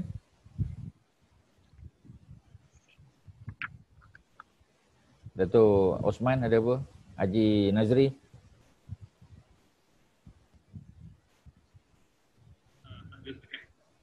Tak ada Ustaz, ada satu tak? Silakan. Ini sentence ni yang mengatakan tegakkan keadilan dalam perhubungan sesama manusia. Itu di mana general Ustaz? Ada some specific example Menegakkan keadilan dalam perhubungan sesama manusia. macam tadi lah. Contoh-contoh yang kita dah buat tadi. Mana tak boleh buat zalim. Ya, jadi kita kena, sebab Islam tu datang membawa keadilan, membuang kezaliman, ya, menenggelamkan kezaliman dan membawa keadilan. Semua bentuk lah, ya, dalam hubungan sama manusia. Ya, contoh kita kata dengan apa? Dengan non Muslim sebagai contoh. Ya, sebab biasa kita nampak keadilan ni hanya pada orang Islam saja. Jadi bila kita dengan orang Islam, kalau staff kita, ya, kita sebagai bos, sebagai director, ya, kita ada staff di bawah kita, ada Muslim dan non Muslim, ya. Jadi kalau Muslim tu buat kerja dengan bagus, ya, dia contribute a lot untuk company tu. Jadi kita naikkan pangkat dia sebagai contoh. Ya. Jadi itu mana kita buat adil lah tu. Sebab orang yang layak dinaikkan pangkat, kita naikkan pangkat dia. Orang yang tak layak, kita tak naikkan. Maknanya kalau kita naikkan pangkat orang yang tak layak, Ustaz bagi contoh tadi, mula-mula tadi. Ya. Tadi Ustaz bagi contoh. Bos dia orang mana tadi, Datuk Osman? Ustaz bagi contoh tadi. Terengganu. Bos dia orang Terengganu. Tapi dia tak berminat orang mana? Orang Pahang. Dia tak minat orang Pahang, ya. Jadi apa ni, Kak Faridah dia kat Kuantan, dia tahulah, ya. Jadi maknanya nak bagi tahu, kalau ya staff dia tadi orang Pahang tadi buat betul-betul kerja tip top, ya, memang kita kata contoh teladan bagus, ya, datang awal, ya, sanggup stay back, ujung minggu pun boleh datang, buat kerja bagus, banyak sumbangan daripada syarikat. Tetapi bila waktu evaluation, kita tak evaluate dia dengan baik. Ya, dia punya job appraisal dia memang teruk, kita kata. Ya. Jadi oleh kerana itu kita telah buat zalim pada dia. Kerana orang yang layak kita tak naikkan. Orang yang tak layak kita naikkan. Kita buat dua kezaliman. Zalim kerana orang tak layak dia naikkan pangkat, orang yang layak tak dinaikkan. Dua zalim kita buat. Ataupun staf kita non Muslim. Ya, kita pun buat aniaya pada dia, buat zalim. Dia pun layak naik pangkat, ya, kerana dia punya sumbangan pada syarikat. Tapi kita kata nak buat apa naikkan orang bangsa asing? Ya, orang Melayu ada, baik kita bagi orang Melayu. Ya, sedangkan yang Melayu tadi katalah tak layak. Yang layak tu orang non Muslim tadi. Kita juga telah buat zalim pada dia. Itu hubungan sesama manusia. Ustaz buat contoh simple sebab bos dengan hubungan, ya. Bos dengan orang bawah ni, bos dengan subordinate tu kita lalui sama-sama. Sama ada dalam ketenteraan ke, ya, dalam syarikat, bisnes kita, ya, di dalam masyarakat, di sekolah, di universiti, di mana saja. Ya, Ustaz rasa itu contoh yang sangat mudahlah untuk kita faham. Ya, boleh? Ustaz Haji Masyah, okey. Ya, silakan tuan-tuan. Nampak macam nak tanya soalan. Ramai yang dia tak share, ya, video dia ni, ya, dia tak, jadi tak nampak muka lah. Kita pun tak tahu, ya, sama ada nama tu ada, ya, ada 39 partisipan ni. Ustaz, ni senario sekarang ni Ustaz, yang PKP ni ada yang bagi hukuman-hukuman yang tak setimpal, yang Contoh dia? Orang-orang kayangan okey, untuk orang marhain ni semua kena teruk. Apa komen Ustaz ni? Tak adil lah tu. Ya, itu jelas lah, ya. Mana kita ada two kinds of kita kata undang-undang, ya, double standard. Pada orang bawahan yang tak ada kuasa, tak ada apa, kita kenakan denda yang maksimum sebagai contoh. Tapi bagi orang yang memang sepatutnya kena, ya, lepas begitu saja ataupun bayar minimal charge, ya. Jadi tak patutlah. Itu jelas. Ustaz Aziz, semua orang boleh nampak. Ya. Itu kan ada impact pada society kita sebagai kerajaan ataupun sebagai negara. Pastilah, ya. Sikit sebanyak lambat laun mesti ada kesan dia. Macam kita buat zalim lah kepada orang lain kan. Mungkin 1-2 hari kita tak nampak, ya, tapi dalam jangka masa panjang, ya, contoh kita kata masyarakat kita kan. Mana bila dapat kontrak, ya, ataupun bila dapat contoh macam Ustaz tengok di Kuala Lumpur lah. Jadi di BKL bagi dia sebagai peniaga, ya, dia dapat kita panggil dapat kios, ya, ataupun dapat tapak meniaga bulan Ramadan. Ambil cerita mudah saja bulan Ramadan. Ya. Jadi bila dia dapat daripada di BKL, ya, dia jual pula pada orang lain. pada orang lain tu orang asing lah, foreigner lah. Ya. Jadi maknanya dari segi apa kita panggil, ya, dari segi hak, bukan hak apa ni foreigner tadi, ya. Tetapi oleh kerana dia dah jual, dia goyang kaki je, dia ambil untung saja. Ya, dia ada percentage dia. Bukanlah salah kita kata. Ya, mungkin kalau ada simpati, ya, mungkin sebab dia dah dapat apa ni banyak tapak lain, ya, mungkinlah kita kata adalah consideration kan, pertimbangan. Ya, tapi kalau itu saja tapak yang dia dapat sebab daftar atas nama dia. Bila interview dia kata saya susah, saya begini, saya ni, ya. Tapi bila dia dapat, ya, mudah-mudah dia bagi pada orang lain. Ya, di Alibaba kan sebagai contoh istilah dia lah. Ya, maka sudah tentu itu satu kezaliman lah, ya. Jadi jangka masa panjang foreigner akan tahu dah, ya. Kita offer tinggi sikit, dah tentu dia akan jual. Ya, jadi maknanya benda tu dah akan jadi apa kita panggil, ya, dia akan jadi norm lah dalam masyarakat sebab orang dah tahu dah. Orang Melayu ni senang je. Bayar dia lebih sikit, dia jual lah kat kita. Ya, dia akan apa kita panggil, ya, dia akan waive dia punya hak, ya. Contoh. Jadi benda-benda macam tu memang tak sepatutnya berlaku lah. Sebab kesan masa panjang, jangka masa pendek mungkin tak nampak, jangka masa panjang sudah tentu ada. Itu kalau Ustaz boleh sebut, ya. Silakan. Haji Jamal kalau ada, lama tak dengar Haji Jamal. Ustaz. Ya. Hanya tanggungjawab kita untuk menegakkan keadilan ni adalah tanggungjawab besar, Ustaz. Pasti. Jadi kalau kita gagal menegakkan keadilan tu hanya dosa. Memang betul. Ya. Mana kalau kita gagal menegakkan keadilan tu satu dosa pasti sebab Islam tu salah satu daripada tujuan Islam tu diturunkan adalah untuk menegakkan keadilan dan membasmi kezaliman. Itu memang dia punya sifir dia. Sebab tu Ustaz sebut tadi di Mesir, ya, yang pada masa tu di bawah Empire Byzantine, ya, Eastern Roman Empire, bila orang Islam datang, Amr bin Al-As ni panglima perang Islam ni, Khalid, Amr bin Al-As, ya, Syarhabil bin Hasanah, ni semua pemimpin agung Islam. Bila Islam masuk ke Mesir, orang Mesir tak lawan. Yang lawan tu tentera yang lawan, tentera lawan, tapi masyarakat tak lawan. Ya, sebab apa mereka tak lawan? Sebab mereka sudah dengar berita bahawasanya Islam kalau memerintah, ya, yang pertama Islam tak ambil jawatan daripada orang lain. Kalau orang tu layak, local people, ya, maknanya kalau Bumi Putera tu layak dan dia pun Muslim, jawatan akan dibagi pada dia. Jawatan tak akan diambil daripada dia. Ya, dengan syarat dia Muslim lah. Ya. Kemudian, ya, tak dikenakan cukai tinggi. Cukai, jangan kata bila Islam naik tak ada cukai langsung. Tak munasabah. Bohong kita kata, mesti ada cukai. Ya, sebab cukai itu kita kata benda asas kan, semua negara ada cukai.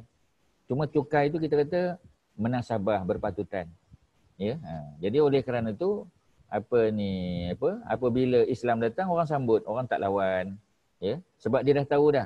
Nanti bila Islam ditegakkan di bumi Mesir, cukai tinggi yang dikenakan oleh Byzantine Empire itu akan terhapus, ganti dengan cukai lain. Dan cukai itu lebih memudahkan rakyat, tidak membebankan, ya, dan masyarakat akan hidup dalam keadaan yang lebih aman, ya, dan mereka yang layak akan dapat tempat yang sesuai. Ini orang tak layak kita naikkan, mana boleh tuan-tuan. Ya, orang tak layak. Contoh kita kata kita buka satu koperasi.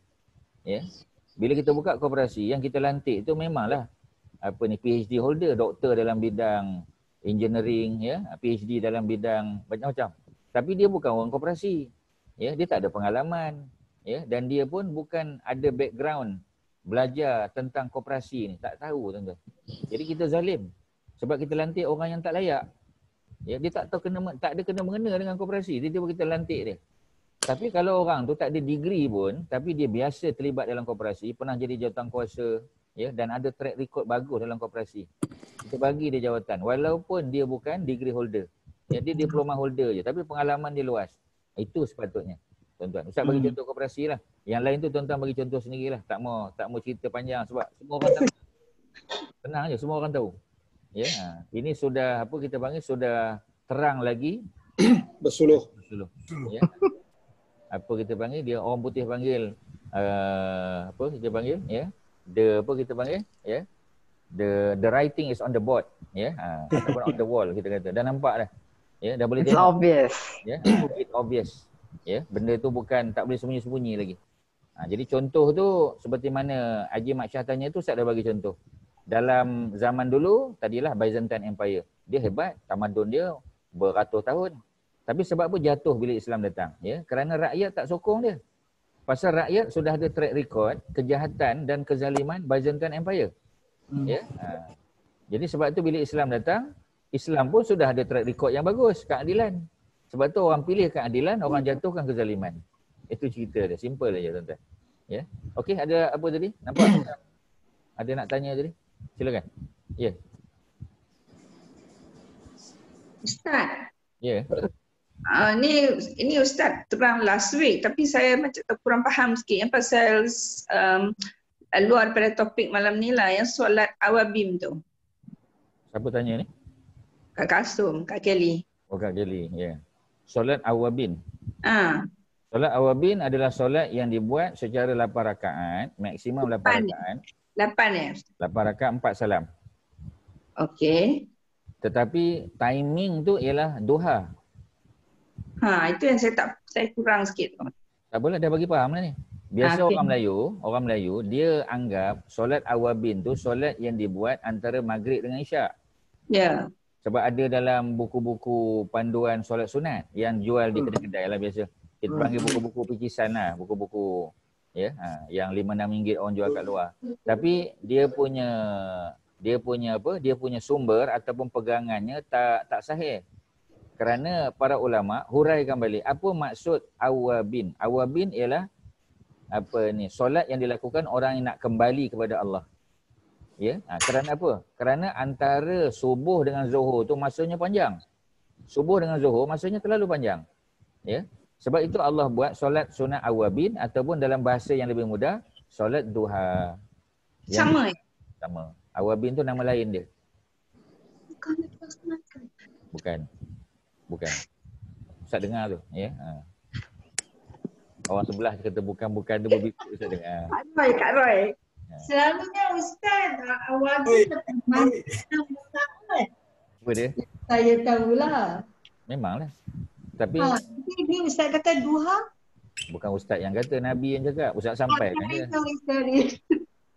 Itu dalam kitab Bulughul Maram. Ya, dalam kitab Bulughul Maram ada cerita bahawasanya solat sunat awabin itu adalah nama lain, dengan baik-baik. Solat sunat awabin 8 rakaat dengan 4 salam adalah nama lain bagi solat sunat duha. Itu cerita dia. Ya, ada hadis dia, ada. Jadi yang lepas maghrib tu buat apa tu je lah. Pembelian je lah. Rawatib. Bagian. Ba'diyah. Ya, Ba'diyah. Dua rakaat saja. Sebab nak bagi orang dengar kuliah maghrib. Kalau tidak ada orang tak buat kuliah maghrib, tuan-tuan. Sebab tu kalau muslimat duduk belakang, dia tak dengar kuliah maghrib pun. Orang mengaji, orang apa, tadabbur orang tu tak dengar. Dia sembahyang 8 rakaat. Baca surah panjang pula tu, zikir apa semua. Bukan tak boleh, tapi tak kena masa. Okey, sekarang faham. Okey, alhamdulillah ya. Jadi kalau orang tanya kita sekali lagi kesimpulan, ya, apakah takrif solat sunat awabin? Solat sunat awabin adalah nama lain bagi solat sunat. Solat duha. Bagi solat duha. Duha termasuk isyraq sekali lah. Sebab isyraq kan dah 2 rakaat kan? Awal duha. Sebaik saja masuk waktu duha, ya, setengah jam lepas pada syuruk. Syuruk tu sunrise. Half an hour after sunrise, itulah isyraq. Maknanya isyraq tu ialah duha juga, tapi duha di awal waktu.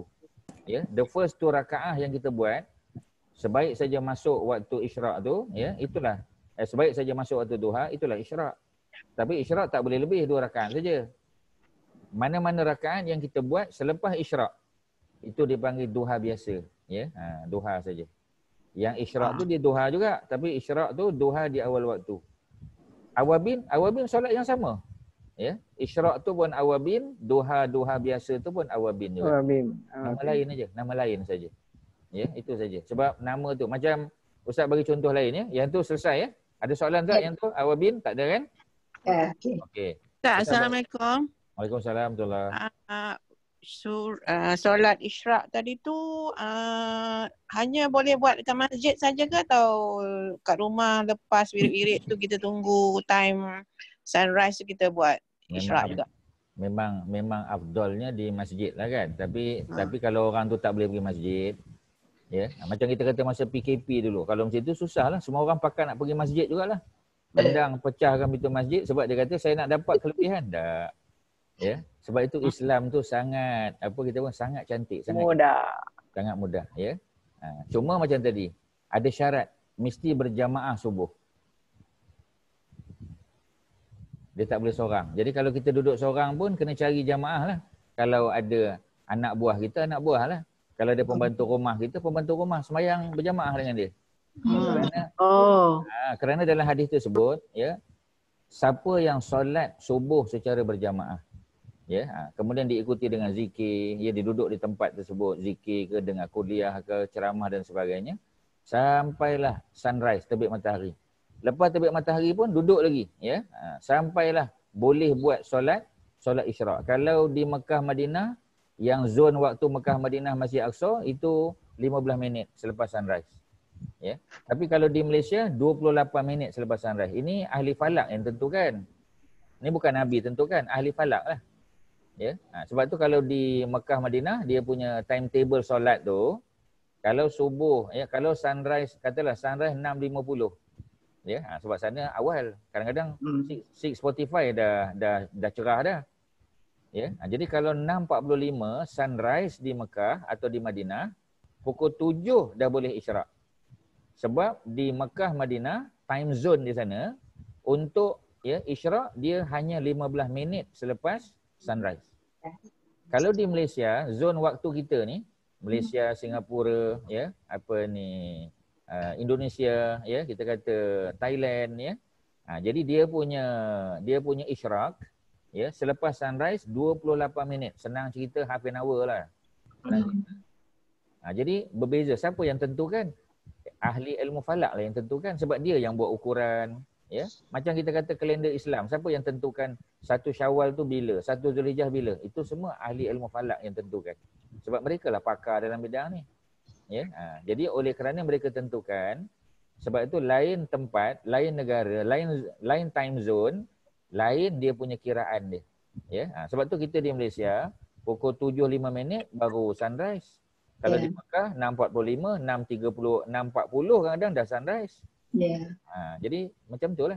Jadi jangan kita bawa kat Malaysia pun 28 minit selepas sunrise isyraq, di Mekah pun 28 minit. Tak, di Mekah lagi cepat, 15 minit. Di Masjid Aqsa pun sama juga. Ya, kalau tuan-tuan dan puan-puan yang pernah ikut ustaz ke Masjid Aqsa, ustaz banyak kali sebut isyraq kita di Masjid Aqsa sama macam di Mekah Madinah. Ya, 15 minit selepas sunrise kita dah boleh solat isyraq. 2 rakaat saja. Ya, jangan tunggu lama-lama lah. Masuk je waktu, kita wuduk dah ada, terus solat. Kemudian kita pun boleh keluar daripada masjid. Ya, kalau kita duduk masjid kita boleh keluar. Balik rumah berhenti beli sarapan ke apa semua sebagainya. Balik rumah tengok kalau matahari naik lagi. Ya, naik lagi matahari. Ya, mungkin selepas 40 minit, selepas 35 minit kita kata, maka kita buat duha biasalah. So maknanya isyraq 2 rakaat tu dah duha dah. Tapi isyraq nama dia pasal di awal waktu. Tambah lagi 6 rakaat nanti. Jadi total dia 8 rakaat. Sama tak macam solat awabin? Sama, tak ada beza. Kerana awabin nama lain bagi solat duha. Kalau kita tambah 8 boleh tak ustaz? Maksudnya dengan berapa kali salam? 4. Maksudnya tak nak buat isyraq?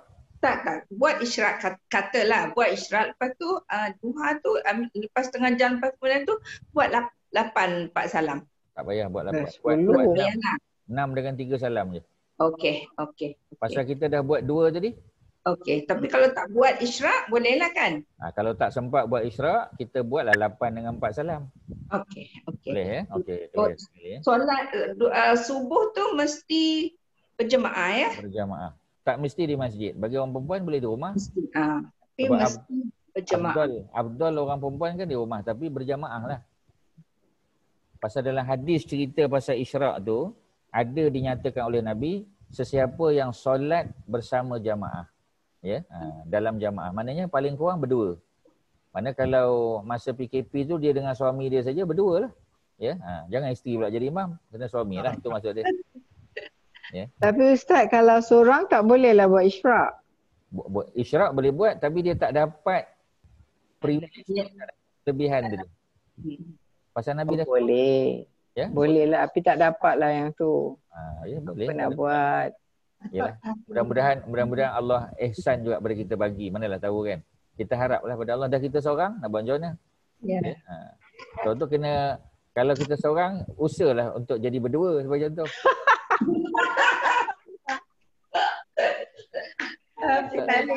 Lebih baiklah seorang. Nak dapat kelebihan tadi, kalau tidak, apa pembantu rumah dia boleh dengan pembantu rumah. InsyaAllah. Dengan pembantu rumah. Dia ada, saya tak ada. Kucing pun orang curi. Ustaz, isyraq tu berapa minit boleh buat sampai isyraq tu? 10 minit ke apa? Yang itulah perbincangan para ulama. Tapi tak half an hour bukan. Kalau within 10 minutes, 10 to 12 minutes, Ustaz rasa masih lagi. Ya, masih. Maknanya 28 minutes after sunrise dan ada 10 minutes tu masih isyraq lah. Mudah-mudahan. Sebab Nabi dalam tak sebut, 10 minit aja. Nabi tak sebut timing secara accurate, Nabi tak sebut. Pasal zaman tu kan jam tak ada lagi. Mana ada jam lagi, ya. Jadi maknanya antara saja. Tapi jangan tunggu sampai setengah jam. Kalau setengah jam dah jadi duha biasa lah. Dah jadi duha biasa. Sayang kalau sebab itu yang dapat pahala macam pahala umrah dan haji yang sempurna tu. Nak dapat pahala haji dan umrah sempurna, kena solat berjamaah. Ya. Itulah kelebihan dia, itulah cerita dia. Okey, boleh ya? Boleh Ustaz. Thank you so much. Okey. Ustaz, ada soalan Ustaz. Ya, silakan. Lepas solat fardu, kita boleh terus buat ba'diyah tak? Tak payah zikir-zikir ke apa? Okey, Ustaz baca hadis dalam Sahih Bukhari daripada Muawiyah bin Abi Sufyan. Satu hari Muawiyah jadi imam. Ni ceritalah ya. Muawiyah jadi imam. Lepas Muawiyah jadi imam, oleh kerana dia ada nak entertain, ada apa kita panggil rombongan daripada kabilah mana tak tahu, ya. Masa tu dia jadi khalifah.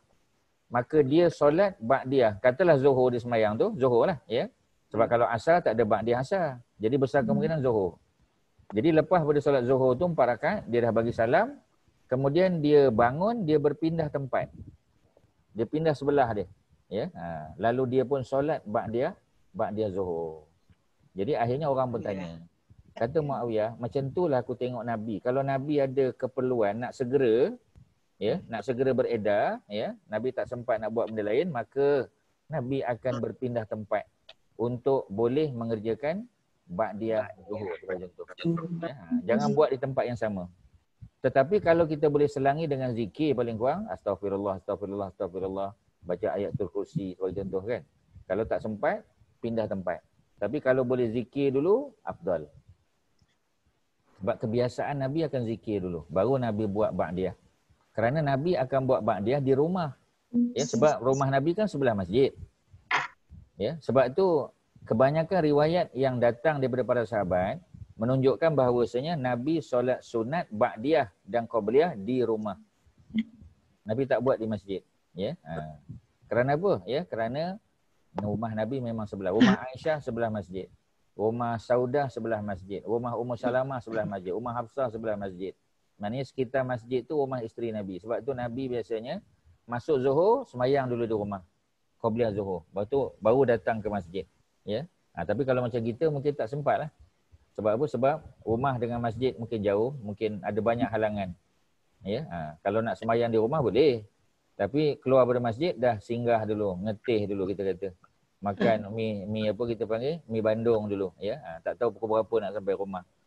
Jadi kalau macam tu, baiklah kita solat segera di masjid. Kalau tak dapat nak zikir dulu, kita pindah tempat. Mana boleh. Immediately boleh, tak ada hal. Okey kau? Okey ya. Ya, sama. Ada lain lagi silakan tuan-tuan. Ya. Cik, Haji Nazri ada soalan. Ya, silakan. Saya dengar. Boleh. Pergerakan BMF tu itu tidak menzalimi orang kafir by Muslim first. Yalah sebab sebagai Muslim kita dah tentu kena beli yang confirm halal kan. Ya. Bila makanan tu satu-satu produk BMF, ya. By Muslim first. Jadi apabila kita beli makanan as a Muslim, dah tentu kita akan cari daripada macam kita pergi kedai lah kan. Dah tentu restoran-restoran Muslim ada restoran Kak Jah, ada restoran Kak Pah, kita pergi Kak Pah Kak Jah lah. Ya, takkan nak pergi apa kita panggil chicken rice shop kan. Lebih-lebih lagi chicken rice shop tak ada dapat halal jakim pun. Ya, jakim sah kan tak pernah minta pun. Tapi dia tulis besar. Tulis besar tu itu tentangnya syarikat tu lah. Ustaz bagi contoh je lah. Ya. Kalau tuan-tuan jadi board of director tu jangan marah Ustaz pula. Ya. Jadi Ustaz bagi contoh je. Jadi beli ya Muslim punya dulu salah tak? Adakah kita menzalimi? Jawapannya tidak menzalimi. Ya. Kecuali kita kata jangan beli buy Muslim only. Tu mungkin. Kalau buy Muslim first, apa hal? Tak ada hal, tak ada masalah. Ya. Kecuali barang tu tak available di kalangan orang Islam. Memang daripada kedai bukan Islam saja. Ya. Jadi tak ada hal lah. Tapi kalau dia melibatkan halal tadi macam sembelihan, ya, penyediaan makanan, ya, sebab kalau Muslim punya, kita kata yakinlah dia punya preparation tadi. Ya, cara dia masak. Tapi kalau non-Muslim, walaupun dia tulis halal, kita bimbang takut sumber dia macam mana. Ya, jadi kalau pada pandangan Ustaz dan kita tengok banyak pandangan, dia pun Mufti Melayah pun kata, ya, Dr. Zul dulu masa dia jadi Mufti pun sebut BMF tak ada masalah. Ya, jangan buy Muslim only sudahlah. Ya, sebab kalau yang tu ramai orang bungkus nanti. Ya, jadi oleh kerana itu buy Muslim first tak ada hal, boleh aja. Okey, tuan-tuan ada apa-apa lagi silakan sebelum kita tamat. Ada apa-apa? Tak ada ya? Alhamdulillah. Kalau tak ada apa sekadar tu ya, terima kasih atas soalan-soalan yang membina ya. Sebab orang lain boleh share. Sebab bila kita soal sebenarnya yang dapat manfaat bukan tuan-tuan saja, ustaz pun dapat manfaat. Ya, kadang-kadang kita tak terfikir benda tu. Ya, dan sudah tentu kawan-kawan lain dalam rakan-rakan se-Zoom kita pun dapat manfaat dia. Ya. Okey, sekadar tu mudah-mudahan ada manfaat. Sekali lagi jumpa pada minggu depan. Terima kasih atas perhatian dan soalan ya, dan juga organizer kita Haji Ahmad Nazri ya, Haji Mat Syah dan sebagainya. Wassallallahu ala sayyidina Muhammadin wa ala alihi wasahbihi wasallam. Walhamdulillahirabbil alamin. Assalamualaikum warahmatullahi wabarakatuh. Waalaikumsalam. Terima kasih Ustaz. Assalamualaikum. Waalaikumsalam warahmatullahi. Salam dari Pak Haji. Ya, sama. Terus ada. Nanti tengok kita asal tu masih awal.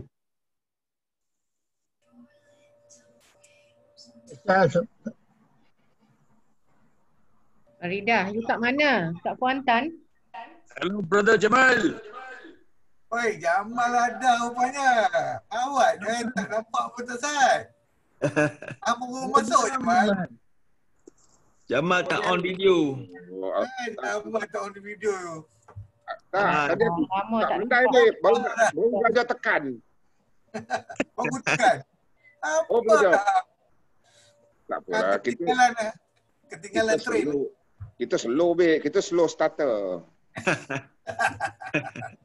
Fast finisher. Oh iya. Iya ke?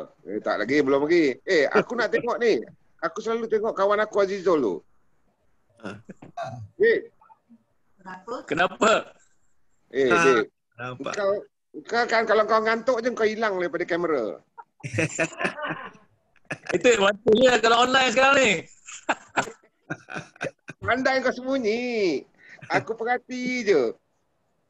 Oh, kau parti kau dengar ustaz ke kau parti orang lain ni? Kau ni, Mal. Tak, aku boleh tengok macam-macam lah, babe. Mana rata aku boleh tengok. Hang ni Jamal. Okay, next week solat abang kau solat subuh. Next week ke?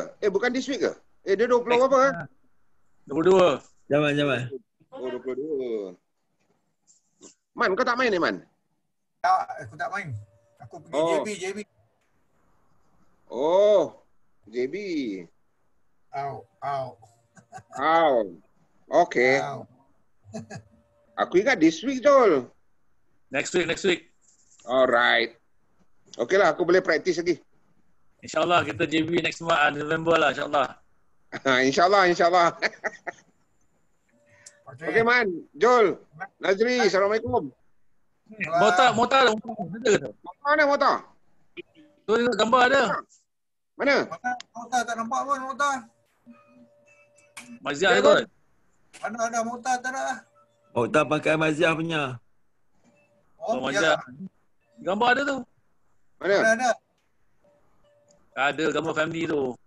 Tak nampak pun. Oh, gambar family. Kau setakat gambar raya je, tak salah. Gambar statik. Gambar statik. Nazri, you Assalamualaikum. Okay, babe. Nazri, you punya volume tu slow lah, Nazri. I think you punya tu dekat keyboard tu. Dia ada dua tau. Satu dekat TV, satu dekat keyboard. You tekan kat keyboard tu volume. Tak dengar suara tu. Saya pakai phone hari ni. Sepatu tak Nazri punya suara tak dengar langsung. saya pakai phone. Oh, Okey. phone. No wonder lah. PC tak bawa balik, dia pejabat lupa. Okay, Nazri, terima kasih banyak. Okay. Good night. Good night. Okay, babe. Alright. Assalamualaikum. Good night. See you. Semua sihat ni? Semua sihat ni? Sihat, Alhamdulillah. Alhamdulillah. Okay, Assalamualaikum. Assalamualaikum.